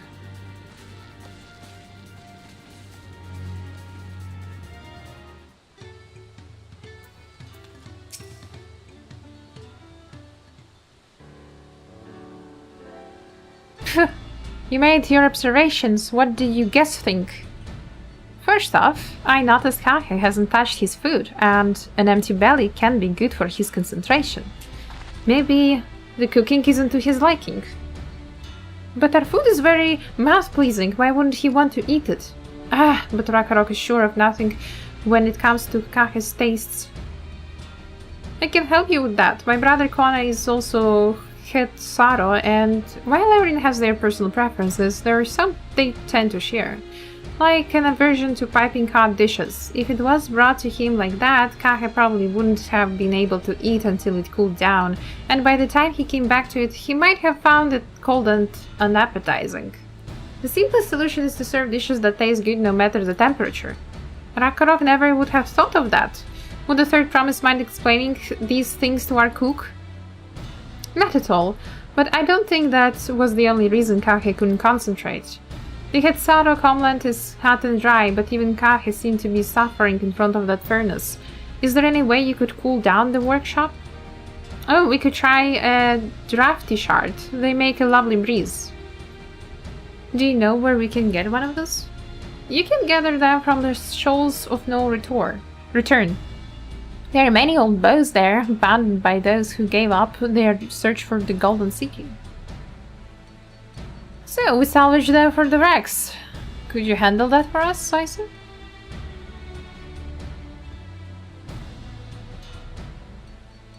Oh, and one more thing. From what I could tell, Kake's files and saws and things were very worn down. Maybe a new set of tools is in order? Rakarok was too preoccupied with stocking materials, a serious oversight which he will rectify. Supplying good tools for good living is a help-hand's responsibility. Then we all have work to do. We can meet back here when our tasks are done. The shoals of no return are past the cracks. Through a tunnel southeast of here, you should be able to spot the passage from just outside the village. Leave it to me.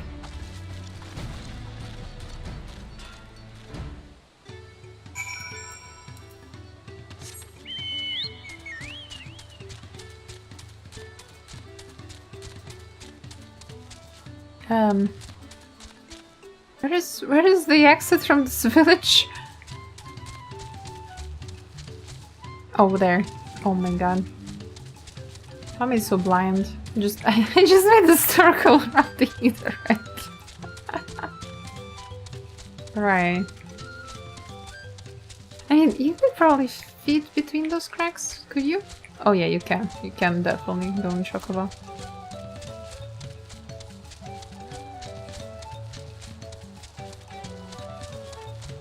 Oh, that was silly. I thought he can't get out. Alrighty. That isn't... Am I not an idiot?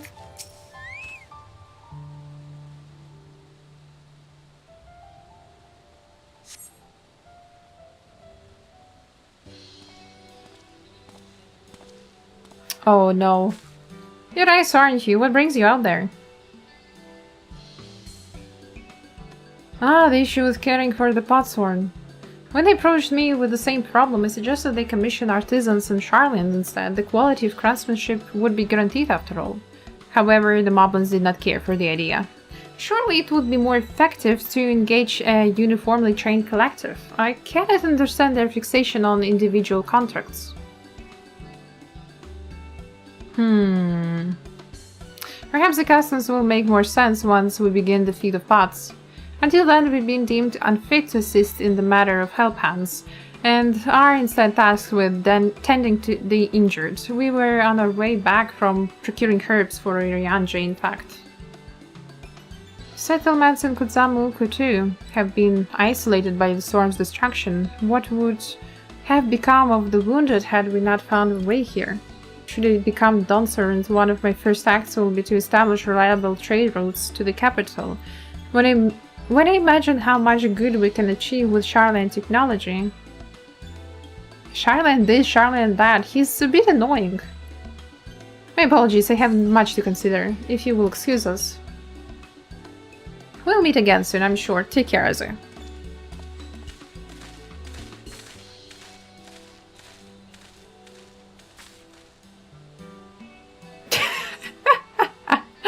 Yes, this pose really helps you to see further. So the tunnel opening. Head through the passage to the shoals of no return and recover the tray shafts or whatever those things are. Why am I running?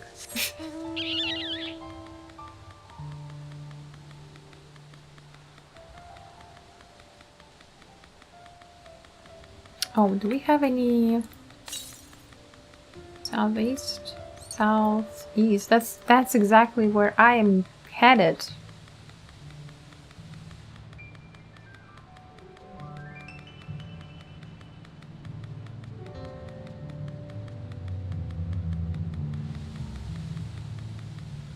This place is so pretty. I really like the location.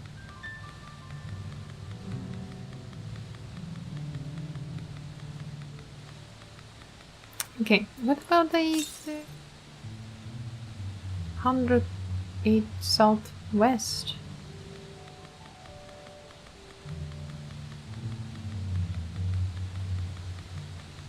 Ah, right next to the quest spot.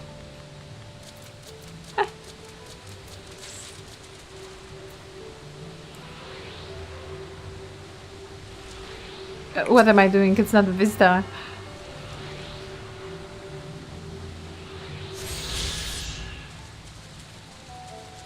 Fiery orange crystal, bright green, pale blue. Pale blue or wind? I think blue. Right? The crystalline shard feels damp on your hand, doesn't appear to be... Oh, wind. We need wind. Okay. Why did I think it would be ice? Thought it would be ice crystal. Silly me.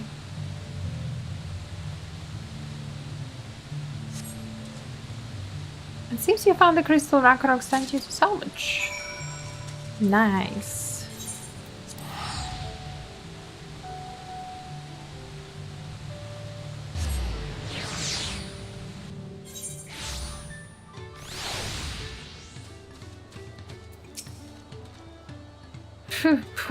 Is this a cool breeze Ragnarok feels? Yes, it is.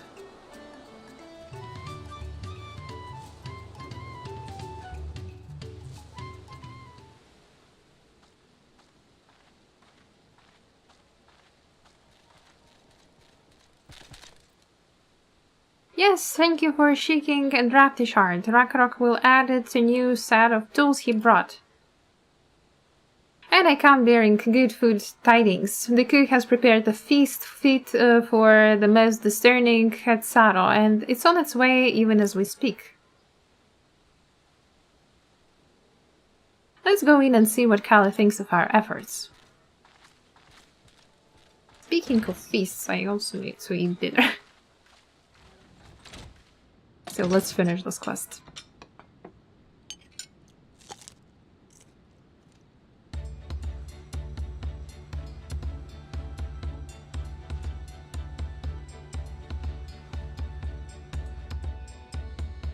I was wondering what occasion called for me to receive so many visitors. A fine meal, new tools, and a welcome source of cool air. Now I remember why I signed the pact.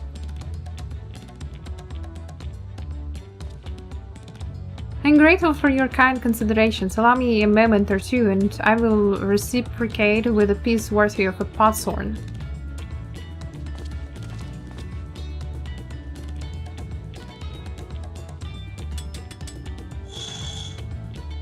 Ah yes, the crafting sounds.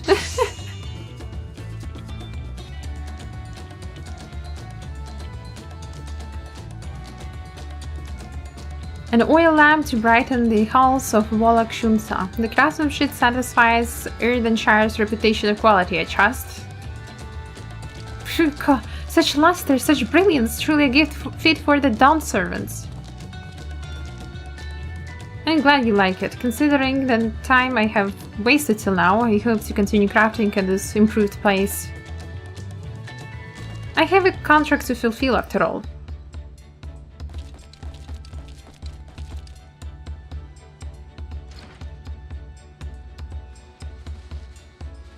Forgive my interruption. Lamachi, I am told the Elector has deemed the crisis past and is prepared to task us with defeat. That's great news, thank you for letting me know. So this is the craft of potshorn. It is indeed a masterful piece. Thank you for your words of praise, Second Promise. I drew inspiration from Kazumaoka's natural beauty and sought to capture it in my work. I wondered why the Moblins did not simply build a workshop in the city, and now I have my answer. Even Charlene Goldsmith could not easily replicate such exquisite artistry. Thank God he actually has brains. One cannot create great things if one lacks creative impetus. Tulliola unfortunately does not want for inspiration. Anyone wishing to learn the basics of a craft would do well to study it there. I was raised among Hetsaro, more traditional than most, and the sheer ingenuity of Tural's various people was eye-opening. You lived as a traditional Hetsaro. I have few fond memories of nomadic life.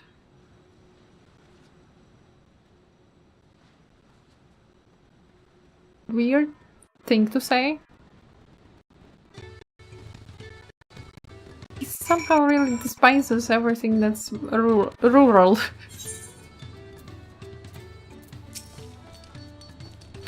Ragnarok is very grateful to you. I thank you both for your hard work and clever guessing. When it comes to help handing, knowing the potshorn really is important. Well, that's true for pretty much everyone you meet. It's a lesson I've had drummed into me several times already on this journey. Kuan is giving us the quest? Damn. I don't know how I feel about this.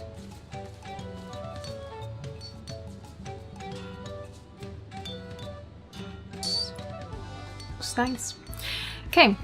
And at this point, I think I am stopping here for today. I will play tomorrow though. I'll play tomorrow evening. Most likely I would like to continue the quest. I do not have much time until FanFest, so I really need to, you know, speed up playing Dawntrail. So I'll be having more gaming streams rather than art streams. I hope you guys don't mind that. So let me see if I could raid anyone. Oops.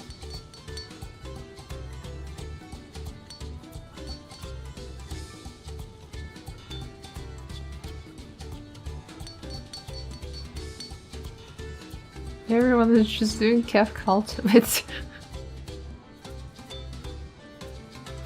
It is what it is. Thank you everyone for joining today. I hope you had a nice time here. Hope you guys had a nice time here watching the story together with me. You mad? No, not you mad. I'm not mad enough to do the you mad, you know? pun intended.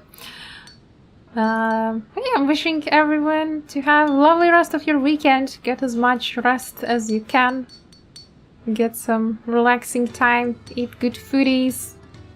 Have good sleep. And that I hope that Monday is easy on you.